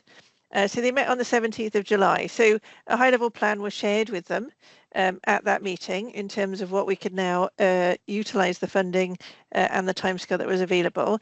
And the kind of approach there is a shift, and I touched on this a bit earlier, towards more of a kind of work package based activity. So working with commercial partners to do a series of architectural deep dives. So looking at specific aspects of the architecture and really focusing on those, what we're calling our foundational areas, to develop detailed roadmaps. So that's to say, okay, so we understand the current situation, we need to dive into that, and how would we want to take that forward? What would the roadmap look like in those key areas, and how would we work on that collectively together? So that's going to be the key next stage, I think, in this area. And that obviously, as all the work to date, needs to be done very much in conjunction with all of the NHS Wales organisations across Wales and our architecture community of practice. So the community of practice, again, was established last year and has been really kind of well attended, and I think has created a real kind of community around architecture in NHS Wales. So really, really helpful, and they will be absolutely key in terms of how we move this forward. So the plan is, we're planning to do 5 or 6 of these deep dives in the next financial year, and the programme are currently looking at the most effective way to resource those. The intention being to start with the first one in September.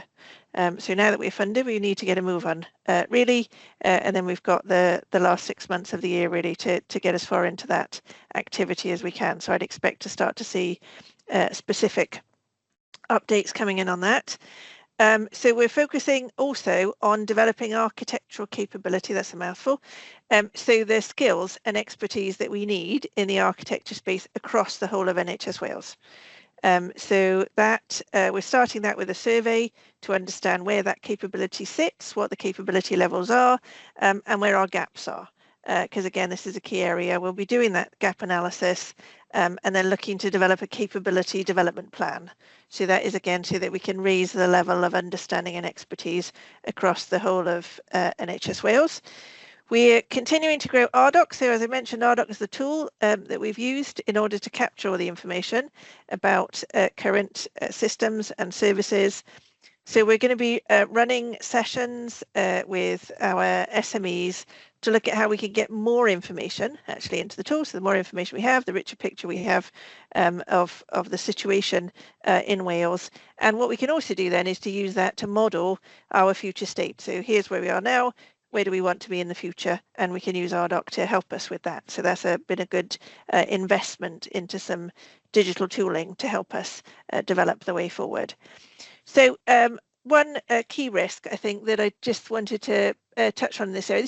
This is really good progress. It's a small community in Wales, the architecture profession, hence why we're looking at the capability. And we are really conscious that this is kind of big picture. This is, how do we want to take things forward into the future? We're doing that with quite limited skills and experience alongside a lot of other initiatives. And this is a challenge for us with a number of our programs, but I think particularly key in this area. So we're trying to work closely with the other NHS organisations to make sure that we strike the right balance really beneath getting the right focus here, but also we all need to move forward with other priorities, and I think that will be probably one of the key challenges as we move forward. But that will be something obviously that is discussed in the project board. We're also linking closely with directors of digital, so that is the group, the leads in each of the health boards and trusts. So that's a kind of key peer group that we link into on a regular basis so that we're working very closely together to move this forward. Yeah, it doesn't happen in a vacuum, does it? So this is one that requires a really high level of engagement and working together. Happy to take any questions. Or you're on mute, David. Thank you for that. First time today. Thanks. Any questions for Michelle? No, I think that was quite a clear update. Thanks, Michelle. If you could move on to NDR for us. I'm going to move on to NDR. So our National Data Resource.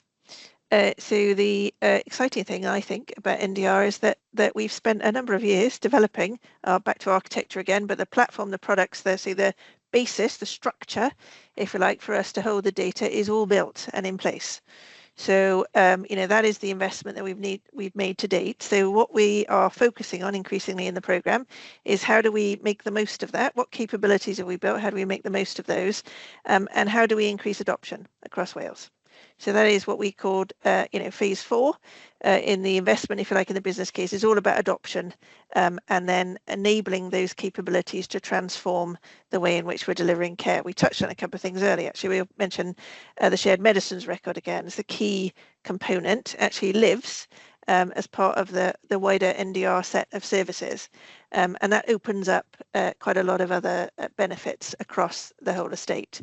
So what have they been doing in NDR space in the last period? Also part of the pause and review, so funding was impacted, and NDR is an example where quite a lot of funding comes to the central programme, but also quite a lot of funding is then shared out to the health boards and trusts in order to move forward their work.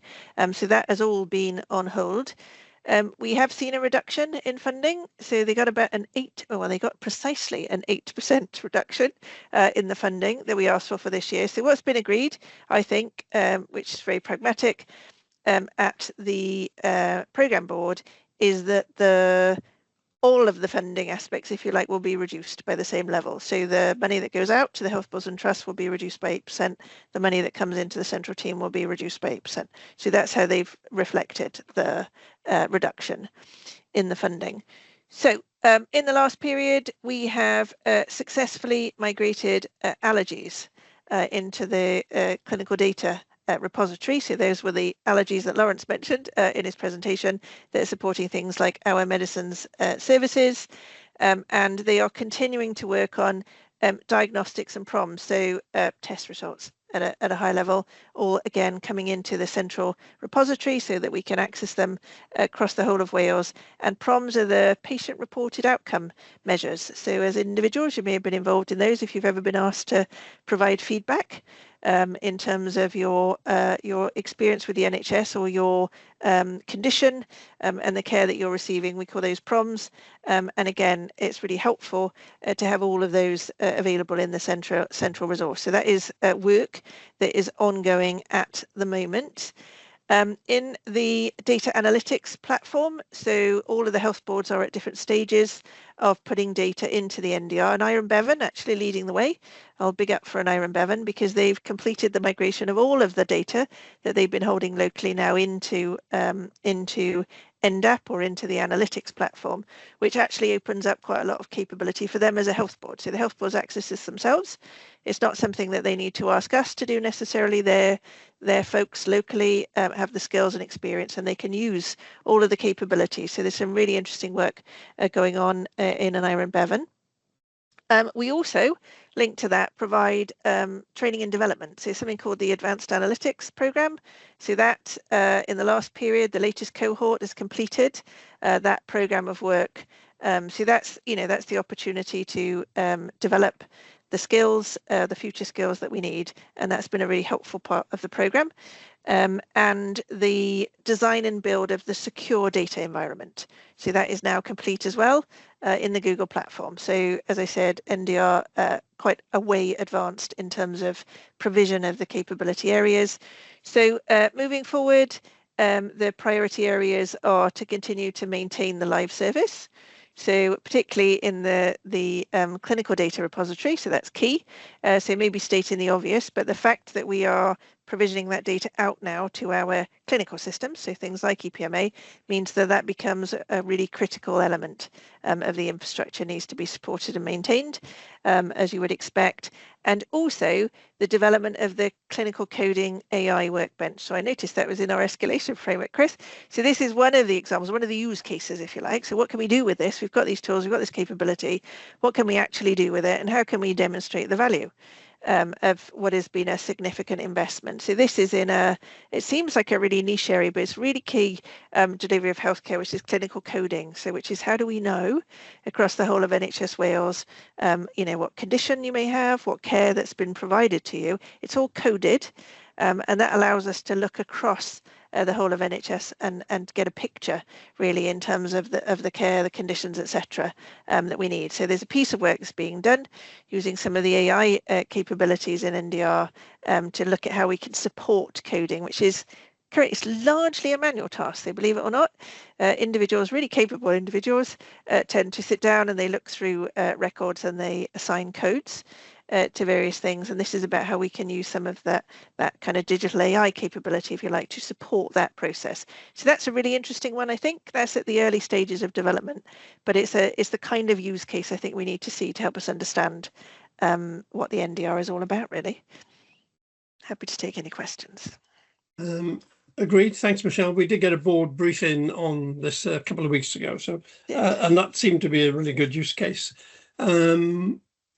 Can't see any other hands, so thanks for that. And perhaps you can move on to Sam and Connecting Care next. Yep, Sam. Yeah, thank you. Thanks both. So Connecting Care is one of the programmes, obviously, that's caught up in the DPIF funding and is still waiting to find out its funding allocation. So it's not just that we haven't had the funding for Connecting Care, but we actually don't know what level of funding we will get. So it's not even as though there's a commitment for all of the funding. So we're still up in the air on that quite a bit. So there are some things that we have been able to do, although obviously it's not to the level we would want to. And as I mentioned, it is, it's really quite painful for the health boards who are also waiting to find out. So we had some funding. And we've been able to still carry out work on the Care Director platform, which is the outgoing platform. So we had we've had funding agreed for that, so we were able to do that because obviously there's a big piece of work around exiting from that. it to move to the new systems that are being bought. So that's helped to de-risk the exit part of the project a little bit, although we are now getting the quotes in from Microsoft on some of that work, and we're working with Sam's team to look at that, because those costs are greater than we anticipated. So we've got a piece of work to look through that and to sort that out. So some of the mental health work that we were doing around the mental health framework, we've continued to deliver that, we've continued to work on that. But actually, if we aren't in the position very shortly to understand what funding we will get, I will take the decision to move teams off that work onto other things that are funded, because it's not a good use of our money to well, our good use of our non-money actually, to carry on that work when we don't know what the outcome will be. But you know, during that period, we have still done some very good work, as mentioned earlier. We submitted the ICR in time. We haven't had any feedback on that, although we do know with feedback from WLGA that they feel that they need to do some discovery work in the social care space first to understand what an integrated care record means across social care before they feel ready to join up with health. So one of the opportunities we're looking at in the Connecting Care programme is whether we should actually pivot our main activities into that ICR space for a couple of reasons now. One is that it's we're no longer needed to the level that we previously were to support the health boards in the rollout of their products, of their community health and mental health. We've done a lot of the upfront work for them with the requirements and supporting that work. We're not needed to do the implementation.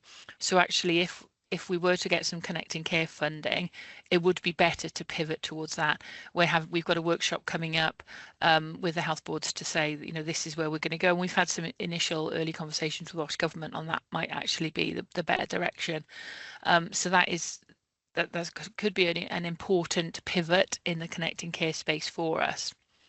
That said, you know, the implementation work for the EHRs is really important, because that's where that data will flow that will feed the ICR. So that work still has to happen. That's still predicated on the money coming from Welsh Government.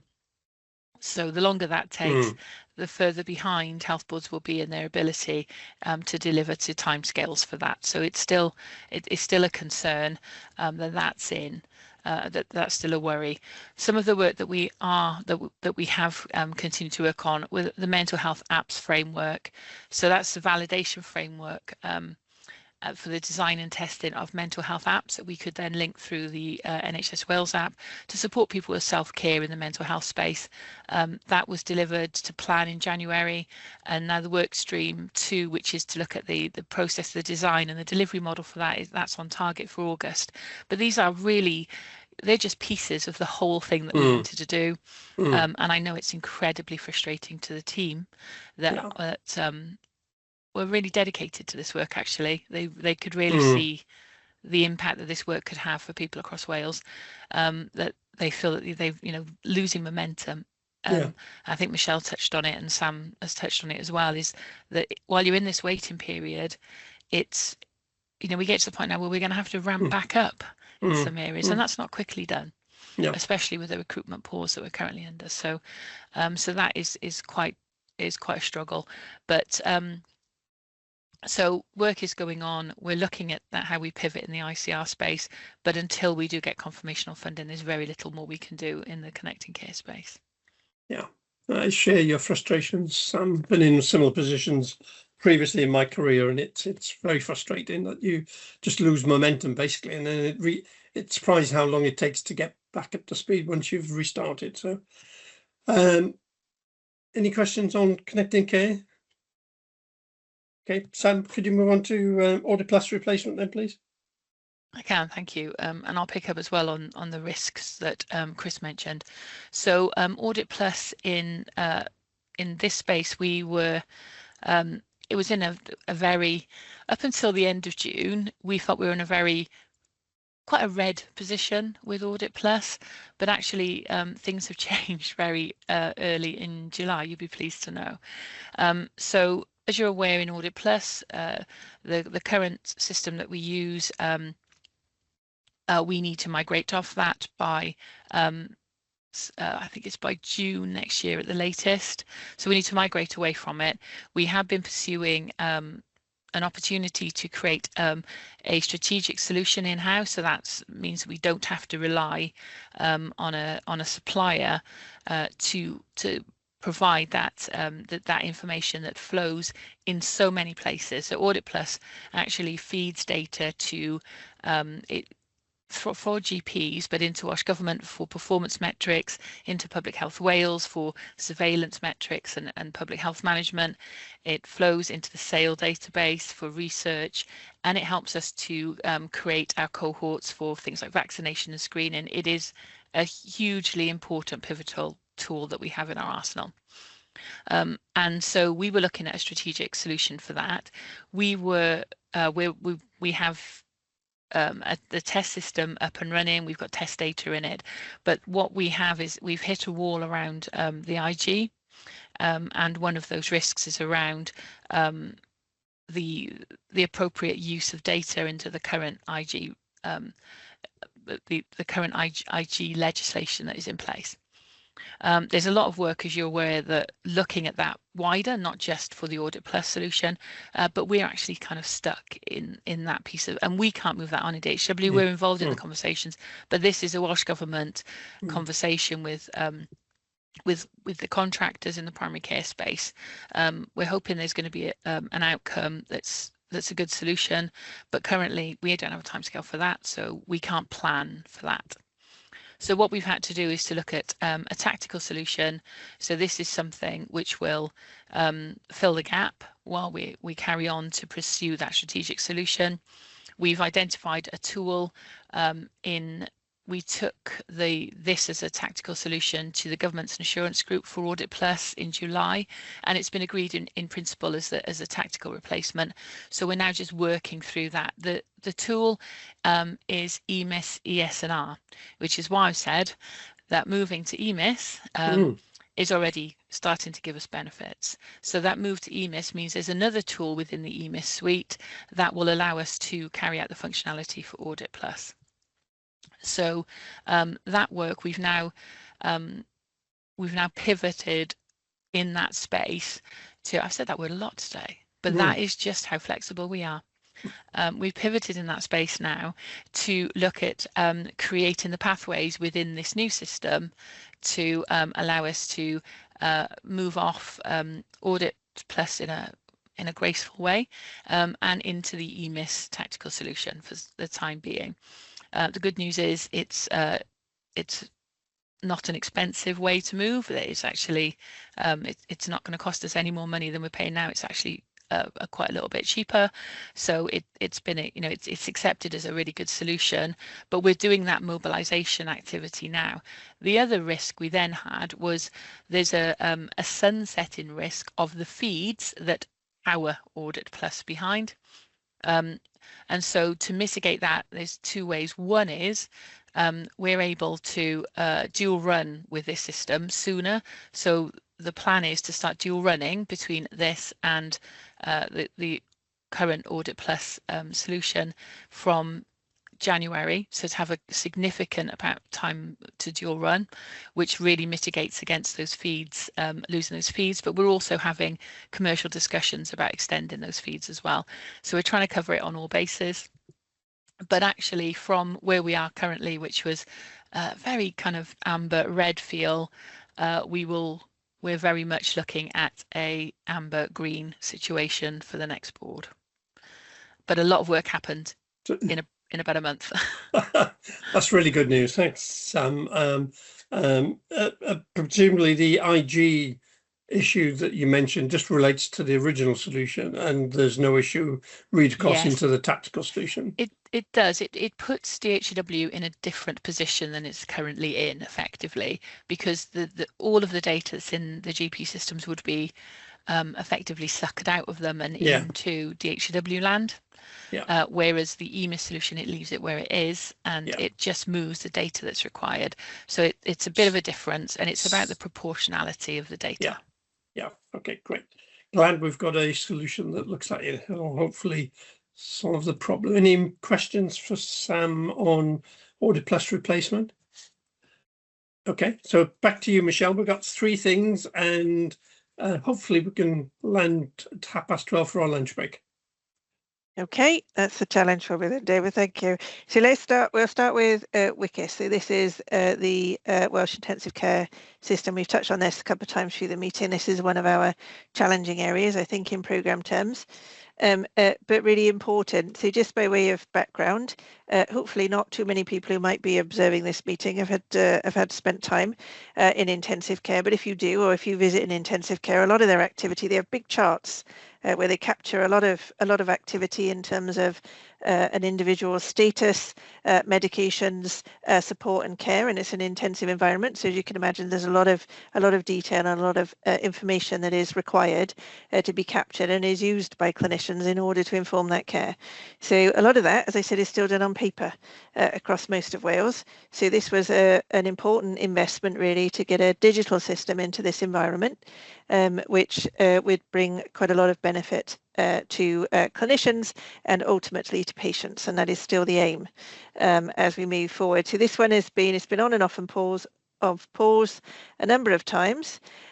We had a bit of focused activity at the early part of this calendar year, where we were asked some questions, and Ruth mentioned that earlier, by Welsh Government. So they wanted to ensure that we had clarity and commitment. So this is important. It's a single solution that we want to deploy across the whole of Wales, so that we had real commitment to the scope, the minimum scope that our clinicians needed in order to move forward. So a lot of work was done, a lot of clinical engagement. So this is across a range of people. It's not just our doctors, nurses, really key in intensive care, pharmacists, AHPs, a wide number of practitioners provide the care around an individual. We're all involved in that process, and we've got, commitment and sign off, really clear commitment at that stage from 4 of our health boards. We had 2 health boards who weren't actively involved. It's important for a national solution. So BCU up in the north have now also committed to the programme, and we've been running some sessions with them to help bring their clinicians up to speed, which has been really helpful. Cwmtaf Morgannwg are one of the few places in Wales that already has a digital system. So they already operate a system, and therefore they are not proposing to implement the new system into their health board. So as I said, that was there was a requirement. We presented a whole bunch of information back to Welsh Government in the middle of March, and we are still effectively on hold. DHCW has actually put some funding into this, so we haven't entirely stopped all activity. And one of the reasons there, I mentioned obviously about BCU, so really important to bring their clinicians up to speed so that they're ready to move forward with their colleagues. Really challenging. I think if we completely lose the clinical engagement, it will be very difficult to get that back again after all of the work that has been put into this. So we've funded the Programme Oversight Chair, who's our independent chair, who's been really helpful in terms of taking this forward, and we have national clinical leads. So we pay for some of the time from clinicians who work across NHS Wales to be involved in this programme, so that they can provide direction and oversight, and they can help coordinate with their colleagues. So we have maintained that funding, because if that funding stopped, then, as I'm sure you could understand, they would have other jobs to do. They would go back into their other aspects of their work plan. So we thought it was important to maintain that. So where are we now? As I mentioned earlier, it is our understanding that this is being considered by Welsh Government. Honest answer, the longer the consideration takes, and this is not straightforward, I understand, in terms of the decision and the funding. This is a complex area, but the longer from our perspective this goes on, the more challenging that becomes. I think there is a real risk that we will lose the clinical commitment, which would be a significant challenge. There is also risk. We have a really good supplier who have worked with us throughout this whole process, who remain really keen to deploy their solution across Wales. They see this as a real opportunity for them to deploy across the whole of Wales. But again, they are also deploying resources currently. They have costs. They have indicated that they will need to stand down those resources if we don't get a clear decision to move forward. Okay, thank you for that, Michelle. Just hope that we get a decision sooner rather than later. So can't see any other hands up, so if you could move on to RISP for us, I'll please. move on to RISP. This is a exciting update from RISP. So I touched on it earlier. So this was the radiology system. So just for context, there's lots of terminology in this meeting. So if you have an X-ray or a scan, you go to the radiology department. Normally there is a system, a digital system that underpins the kind of management of your appointment, and then takes those images or scans and makes them available in the form of reports back to clinicians. That is really, really kind of brief summary of what this system is. It's a big system. It's really key. It would be, as you can imagine, those reports are accessed by a vast number of clinicians across NHS Wales. So a really important system. And we have replaced what it, in effect, was two big systems in all of our health boards and trusts. The last two, so we had two in June. So we've kind of not long finished, as it were. So Cardiff and Vale went at the beginning of June with their new solution, and Iron Bevan on the 22nd of June. So they implemented to plan. All of the health boards and trusts have implemented the same solution. So it's delivered by Philips, and that has been implemented across the whole of our estate. So each organisation has got its own instance of that solution, if you like, but it is the same solution implemented in a standard way across the whole of Wales. So we had a conversation earlier about training, for example. So the comment with EPMA, if I move from one organisation to another, I may log into a system which is unfamiliar to me. That's a real challenge for the people who work in NHS Wales. This is a single solution, so hopefully we shouldn't have that challenge as people move around the organisation. So a couple of things I just wanted to pick up. There will be a closure report, and in fact the closure report has now been approved through the board, and that will come in summary to the committee. So that I would expect to see that at our next meeting. We're also so RISP was procured as in effect a framework. So there was a single procurement, everyone participated in it, but each organisation entered into its own contract.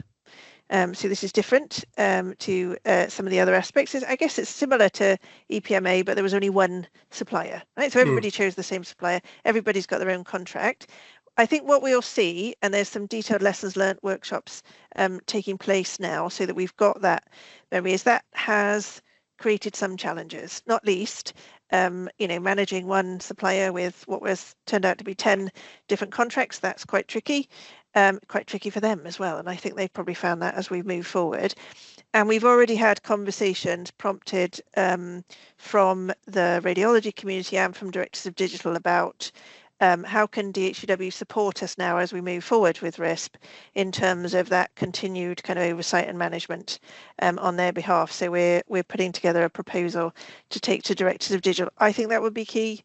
If we procure centrally, we get the benefits of doing that as part of whole of NHS Wales. If we then distribute in terms of contracts and management, we lose the benefit. So I would certainly be an advocate, and I think we'll look, in terms of the lessons learned, in terms of the advantages of everyone having their own contract, perhaps running a national contract. I think there would be something for us to pick up on that and we go forward. And I think probably the other thing, and I'm not going to preempt everything that's there, and I've sat on the board, been quite close to RISP as we move forward again, has been the local impact. So, it's really challenging in terms of these are big transformation programs. There's quite a big impact on the local teams from a digital and then from a delivery perspective. And again, I think that's something for us to think about as we move forward. But good news, so RISP moved from, I think it moved from amber, red to green. There we are, because it was finished. So we'll take that one. But happy to take any questions. Okay, can't see any questions. Well, one from Ruth. Just a comment around what this teaches us, Michelle. I think you've noted it there, so I just want to kind of note that. The role of us as a system leader is to be able to do that stuff on a national basis. So, you know, you're absolutely right. We should be then stepping into that space to help them manage those contracts, and using that as a case study for either A, how you might do this again the same way in the future, or B, why this has just been a terrible idea and there should just be one contract nationally. But either way, I think it gives us that that useful evidence base for that. So yeah, well done, good work. Yeah, and to just remind everybody that this was a project that we took on that had some challenges, and to have delivered it is a big relief all round, frankly. So, Michelle, we're going to take a break in whenever you finish this next item, because I think we're all in need of at least half an hour lunch break. So can we just wrap up this session, our section of the agenda, with the LIMS update, please? I would take LIMS quickly. And if you don't mind, David, sorry, that reminder, I just want to come back on RISP. We'll take it in the lessons learned. We had a small team working on RISP, but we brought some people out of the Radis team. We mentioned Radis earlier, really, you know, really helpful, who really understood actually about the radiology environment in Wales. That really helped. Again, integration resources, quite a team delivery effort for DHCW. And I would agree with Ruth that we were able to do that because we had the capacity and the expertise, and that's really helped in terms of the delivery. Is absolutely key. But I will move on to LIMS. So LIMS, LIMS is our red program we will have rehearsed in this committee before. So this is the system, it's a bit like radiology, that runs the laboratories. So if you have a sample taken, blood or other aspects of samples, then those are managed through what we call our laboratory information management system. Again, absolutely core, foundational to the way in which we run our healthcare. Both, you know, samples that are taken in your GP surgery, for example, if you have blood taken in your GP surgery, that would be managed through the LIMS. It goes to a lab, which is in a hospital somewhere, and likewise in hospitals. Really key system. We've had some challenges. Again, helpful reminder, David, this is a program that we inherited from the collaborative. And this is our mitigation plan. So we actually terminated the original contract and we invoked our mitigation plan with our current supplier to upgrade their solution and to ensure that we had continuity of service. I'll jump into the key update at that point, but happy to take any questions, conscious of time. So where are we? So the core solution is deployed. It's been very heavily tested. Again, a lot of integration requirement and support from Sam's team. We have an in-house LIMS support team who are supporting both the existing legacy system and have been key in terms of how we move forward with the new system. We will support and manage this system in DHCW as it increasingly becomes live. And I say increasingly because we are already partially live. So we're running the two systems alongside each other now, which puts quite a lot of pressure, I think, on the team. We are moving to what we call tranche 3. So tranche 3 largely covers microbiology. We're moving forward on a discipline basis. And again, this covers all of our health boards and trusts in Wales who provide laboratory services. So tranche 3, microbiology, is due to go live next week.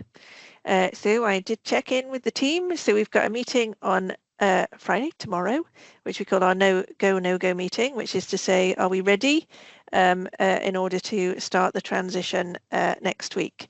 So I understand that we are confident that we will move forward with the go live next week. And that's really a reflection, again, big team working on this. Lots of support from Public Health Wales. I want to acknowledge the work that they've done.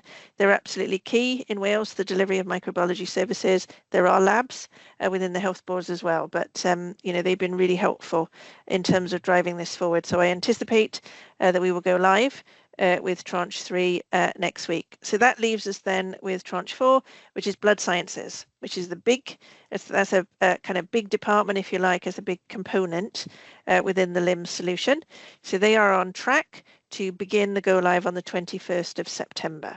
So the tranche 3 microbiology will be big bang. I always think that sounds more exciting than it should. So everyone will go live at the same time. But tranche 4, which has quite a significant impact, will be implemented on a phased basis. So over a 4-week period, all of the health boards will transition to the new blood sciences aspects of the solution. At that point, we are some way through the implementation. So materially, we've covered the majority of disciplines. That leaves us with blood transfusion. So blood transfusion, relatively small, but high in risk, right? There's a reason that it's at the end of the line, if you like, in terms of the implementation. Really key in terms of how we manage that. And it's a very well tested and validated system. So we have even higher levels of testing and validation because of the risks associated with receiving blood within the NHS. So tranche 5, we are planning now to November. That'll be towards the end of November. So that gives us time, if you like, a bit of an air gap in between the blood sciences go live. So we've got time to bed in the system to complete that final testing. And the plan very much, as Chris presented earlier, is to be complete. By the end of December, we need the LIMS programme to be complete. We're looking at November for blood transfusion. That, again, we anticipate would be a big bang solution. Not all of the health boards are taking blood transfusion. The majority of them are. And we would expect them to go at the same time. And we work very closely with the Welsh Blood Service, for example, to ensure that we don't create any risk for the availability of blood across the system when we go through this process. I'll stop and take questions. I hope that David was saying, thank you, Michelle. Here's Ruth for a question. So I'm going to ping you with my question. Are we confident now, Michelle, that we have actually divined how much user acceptance testing we need for these final tranches? Because I'm very conscious that every report we get, the delay due to extra UAT has gone from 2 months to 10 months to 13 months to 20 months. Now it's at 23 months. So are we confident that finally we have divined the right amount of testing for this product and it will be fully tested and there won't be any more testing delays? I mean, this product has been extensively tested, as you say, Ruth, which, you might expect. I think the key lesson for me on this project has been the extent of change that we've made to the system. So the original premise, if you like, perhaps which was somewhat naive, was that because this was our mitigation plan, right? So we had selected a system, we had to change tack. We were going with the mitigation, that this would come as closely out of the box, minimum viable product as possible. What we found as we move forward, and for good reasons, working with stakeholders, is that there's been quite an extensive amount of configuration and change required. And that configuration and change then raises issues that then have to be addressed, that then have to be retested. And I think that's why we've had so much testing. It's not just been testing for its own sake, it's been testing that has identified, configuration changes, that, software changes and bugs in the software, to be fair. And I think what would be interesting, and we're looking at it in terms of as we move toward closure on LIMS, is the kind of proportion. So how many things are bugs? So how many things are where the software just isn't working properly, if you like, and how many things are where the software isn't doing what we want it to do, right? Which is, and the subtle difference, and those are what I would simply call changes. And I suspect we're somewhere in between the two. And in some sense, it doesn't matter, because that means you make changes to the software, you have to test again. And testing, as you say, again, key lesson, is done by people working in the NHS. So people who work in the labs, who will use the system, also test the system, which makes a lot of sense, but also is a real constraint for us, because it means you have to kind of try and work around, people's work schedules. And these people are really busy. So again, there's a key lesson for me going forward in terms of how we even approach testing. And I think the third column in your spreadsheet, when you look at it, Michelle, is how much of that change was due to, genuine clinical safety issues, or just because people fancied something different. That's the other bit that I think we also need to look at when we look at change. I think some of the health boards have different work practices. Is probably the way that I would describe that. There's a lot of standardization. We did in LIMS 1, which was our kind of first venture into life to a national system, we had a degree of standardization, so everybody kind of working in the same way. LIMS 2, we've gone further with the standardization. We could probably go further, I think, in response to your point. Because every time a local organization or clinicians want to do things differently, it does create complexity and time and cost. Okay, thank you for that update, Michelle, and for the question, Ruth. We're being asked to note this major updates report on the programs we've just covered. We're now going to take a 30-minute lunch break, so we'll resume at 1 o'clock. If I could remind you just to turn your cameras off and put David, could I, Yep. sorry, I know this is your meeting, but do we really want to take a half-hour lunch break now, just to come back for half an hour, and then that pushes us back to our PDC back? I do have a commitment now. I do need to take a half-hour lunch break at this point. Sorry, Ruth. That's fine. I won't be returning at 1 o'clock then in that case. Okay. Apologies. Thank you. No Thanks, problem. guys. Take care. Bye. Right. It's 1 o'clock. So welcome back, everyone. We'll resume the meeting. Next item on our agenda is 5.4, major program value and benefits update. And I'm going to hand over to Michelle for this one. Thank you, David. So we've had quite a lot of conversation already this morning about value and benefits. So which for me is about the impact of the things that we do for our clinical and wider stakeholders, for patients, for the system as a whole. So we've been doing a piece of work, and I'm going to bring in Megan Morris, who's our Assistant Director of Planning. Megan has actually been leading this work. I should say that's the collective we. So Megan has put together a bit of a presentation on the approach that we are taking moving forward to ensure that the concept or the principles of value and benefit are really embedded in the whole kind of decision making and delivery process. So whilst we have done quite a lot of work in this area as an organisation, I think we would recognise that there's a lot more to do. So what Megan's just going to perhaps walk us through, and then happy to have a bit of a conversation or take questions in terms of the approach that we've been working on and how we are proposing to take this forward. So I'm going to hand over to Meg. Thanks, Meg. Thank you, and thank you, Chair. In relation to this, I know that Chris mentioned earlier in the agenda, this was an update to the escalation level 3 action plan, of which the 10.1, there are 2 milestones under 10.1, which was sort of the develop a portfolio benefits management approach and articulate the realised benefits across NHS Wales in measurable terms. And so this is, as Michelle said, the approach that we're taking in relation to that. So if I just, hopefully this will come through. So as Michelle articulated, this is a model. And the intention of this is providing a more consistent approach to how we evidence, measure and realise value across DHCW's portfolio. And the portfolio does include programmes, products and services. It's important to note that we already report strongly on the delivery progress across the programme and the portfolio. But the next stage of this is developing the maturity about being clearer about the value created through digital investment. And it's moving simply away from the question of what have we delivered to asking the question around what value is being created. How do we know what that value is and how confident are we in some of those assumptions? So the current evidence that we have, we're already starting from an evidence base. So a lot of work has already been done in terms of benefits reporting, and we're using that to inform a more consistent approach to value reporting. It's not about creating something from nothing. So I just want to be really clear, colleagues in finance have done a huge amount of work in terms of benefits already, and there's a benefits framework, and there is a broad evidence base. The opportunity in this situation is to make the evidence more consistent, more comparable and more useful for portfolio level oversight.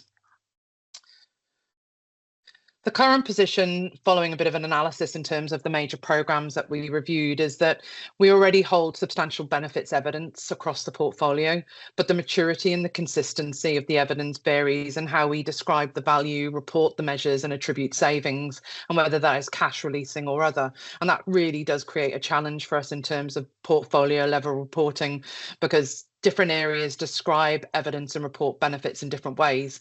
And some of this variation has been, as we've had in some of the updates that we've received today, because DHCW has been responsible in establishing the programs of work. In other cases, it's because DHCW has taken on the delivery on behalf of other programs and or other organisations, and we weren't responsible from the outset in terms of defining what those benefits or outcomes of those programs of work might be. So we have different levels of maturity in what we've been reviewing, and it's not to suggest that the current benefits work is absent or inadequate. It's to provide, as I said, that more consistent approach in what we do, understanding what value is expected, what evidence we have in order to support that, and how confident we are in terms of that value claim. So this shift is what we are trying to support in terms of this approach. And as said, we have delivered, and we focused on a delivery as a vehicle in terms of how we've delivered digital change. And this is about now how demonstrating the value in digital becomes the narrative and how we actually describe the benefits. So whilst delivery remains important, it doesn't fully answer the value question. And the next stage is being able to demonstrate whether digital investment is translating into the improvements for the patient, the clinicians, and the system. So it's not simply about technology delivery, it's about connecting digital capability with the outcomes and the benefits that matter and are articulated from the outsets in terms of the discovery piece that we actually said. So delivery assurance then tells us whether something is being delivered. Value assurance helps us understand whether the delivery is creating the meaningful benefit in the system. So we have sort of a three by three model that underpins this approach in terms of value assurance, and it is structured around those three core questions. What value do we aim to create? How is value evidenced, and how confident are we? The model recognises the three domains in terms of patients, clinicians, and system. But not every benefit can be evidenced in the same way. And we know that from the analysis that we've done. Some benefits can be measured directly through some operational data that we might hold, working with teams that we might be able to articulate some of that. Some support will be supported by published evidence or some national research. And in some cases, more longer term impacts, health economics might be a more appropriate way of evidencing the benefits of what we have articulated. The third section, or the third tier, is how confident are we? And the model distinguishes between forecast value, so from the outset when we're in the discovery and the business case stage, how accurate are we in forecasting? Then there's a validation and the emerging value, and then there is often the realized value. And it's important because it allows us as an organization to be transparent about the extent, the strength of the evidence and the maturity of our value claim. And it is an iterative process. So how this works in principle, it's across a life cycle. So we talk about something from discovery through to portfolio reporting. It's not something that should be treated as something we look at retrospectively. It's considered from the outset and tested throughout delivery and validated over time. We already have a really clearly defined life cycle in the PMO playbook, and we've held a number of meetings and workshops with colleagues across DHCW, and we've developed two key work streams to support the delivery of these escalation milestones. We note that following sort of the Public Accountability Committee, that discovery is an area that we recognise that needs strengthening and resourcing, and this is currently in progress to be able to support some of this. Work has also commenced with programme teams in terms of undertaking post-evaluation reviews, not only to inform and validate our approach in what we're doing, but also support and validate the value statements and outcomes of some of those programmes. What this approach is proposing to achieve is clearer conversations at each stage. What is the value that was expected? What is the evidence that is emerging? And whether or not the anticipated benefits have been realised.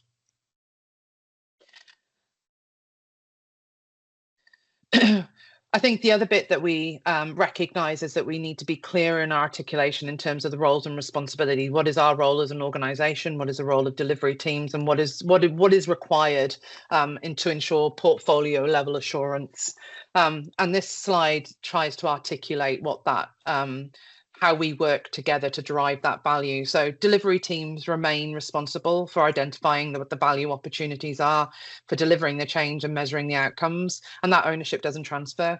Value assurance provides the standards, the support, and the assurance and portfolio level insight needed to make reporting more consistent and credible. And it supports the delivery teams and strengthens the portfolio view.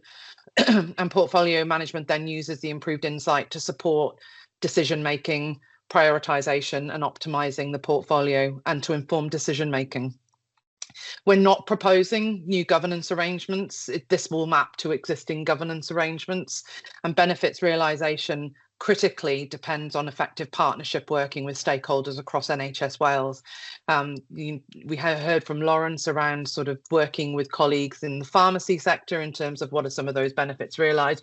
We recognise that in order to realise some of these benefits, it's a partnership approach in what we do.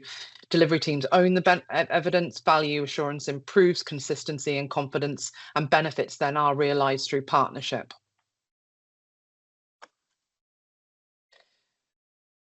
And what does success look like? I guess the intended outcome is that we're consistent and we're credible in what we report, and what we're doing is underpinning our approach with an evidence base that supports our reporting. It would improve a clearer line of sight between digital investment, delivery activity, and benefits evidence, and the outcomes then that we hope to achieve for sort of the patients, the clinicians, and NHS Wales system more broadly.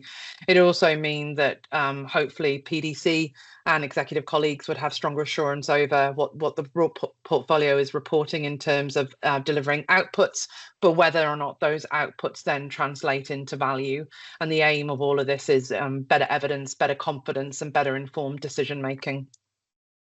The committee is therefore asked to receive and discuss this proposed approach in terms of strengthening the definition and the measurement and the assurance value across our digital portfolio.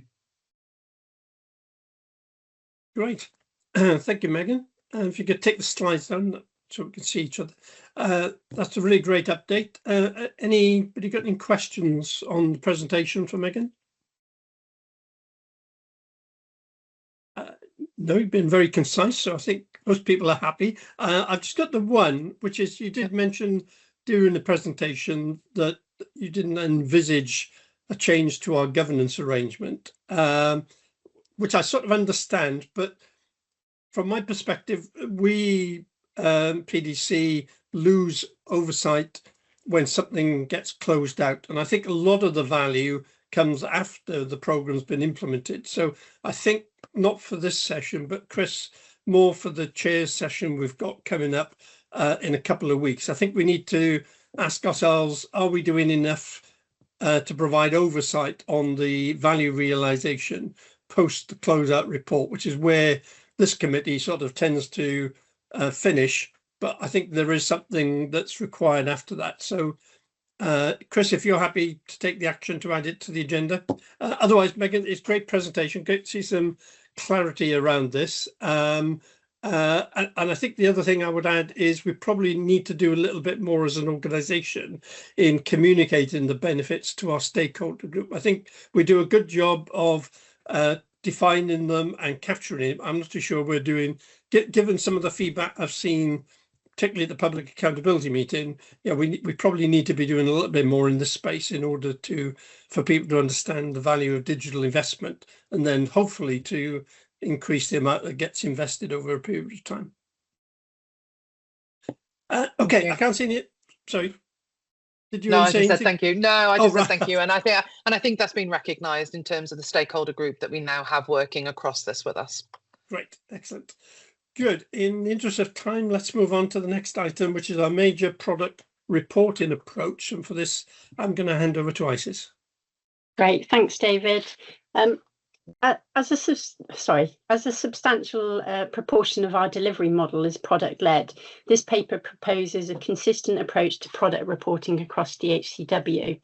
The proposed framework is built around three complementary dimensions, those of product performance, delivery, and health. So the performance focuses on whether products are delivering intended outcomes, benefits, and user value.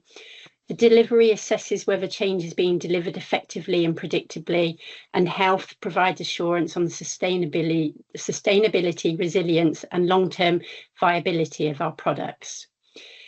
This approach will become the foundation for how we assure product performance, understand risk, demonstrate value, and provide consistent reporting across DHCW. There are some risks, there are some risks that do exist if we don't get this right. We will miss the opportunity to establish a single reporting model that can support future automation and organisational transparency. We could have inconsistent reporting across products, making comparison and assurance difficult. And we also risk focusing on activity and delivery outputs rather than outcomes and values. We also risk overlooking product health issues, creating future delivery, resilience and sustainability challenges. The example within the report shows this is actually taking shape and not just an idea, and we're learning and collaborating with colleagues in planning and PMO to take this forward. Following today's discussion, we will undertake stakeholder engagement across DHCW during September, and with the aim to bring a refined proposal back to PDC in November. So the question for the committee today is, are we content that product performance, delivery and product health provide the right balanced framework to assess our product success, value and sustainability before we move into detailed development and implementation?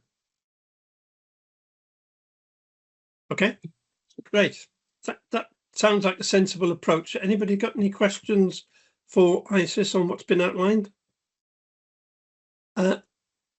Michelle.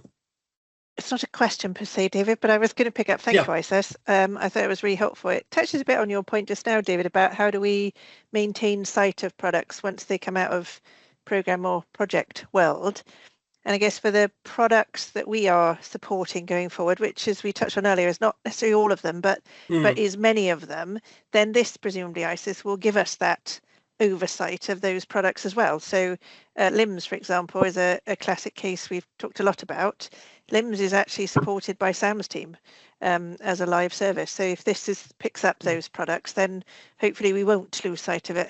David, you'll have that ongoing overview in terms of what happened to that product that we implemented, how's it performing, you know, what value are we getting from it, which I think will be really great. Yep. Yeah, I mean, that's the total aim, is to ensure that we get the robust reporting that we do whilst we're going through a programme, moving it into a product so we don't lose that consistency across. Yeah, I think we'll still, I think the agreement we had with Evan was that anything that still ticks the boxes in terms of the things that constitutes a major programme, as in DSPP, the app, we would continue to have oversight on it. But your point is well made, Michelle. There are lots of other products, and we do, perhaps Sam's going to touch on this, do need to see, particularly around the benefits, a sort of pass through to stakeholders in terms of the ongoing benefits that these programs are delivering. Because ultimately, if we want more investment in digital, that's how we achieve it. Sam, over to you. Thanks, David. Yeah, I think this is important. We've talked for a while about how we have a lot of visibility of our performance of things like service availability, cybersecurity, service desk, that sort of thing. We have a lot of visibility of performance of major programs, but the significant value that's being delivered through our suite of products has not been as visible. So this is a step that we're taking to start to address that, I think. And I think the three domains of performance, delivery and health are important as well, because performance, looking at value, is this actually making a difference out there in the real world? Delivery, how quickly are we making that value a reality? And then health, is it secure? Is it delivering quality, etc.? I think those are the right domains to be looking at.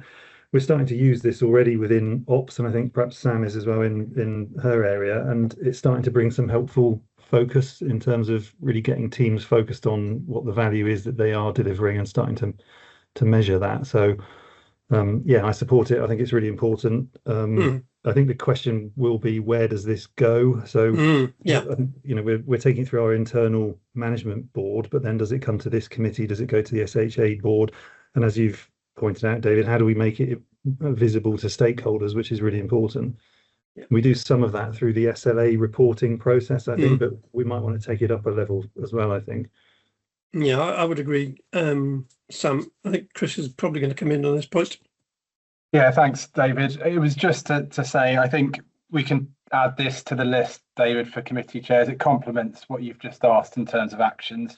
But I think learning from where we're at in escalation now, I think the proportion and the amount of programme reporting we do means there's a big focus on programmes.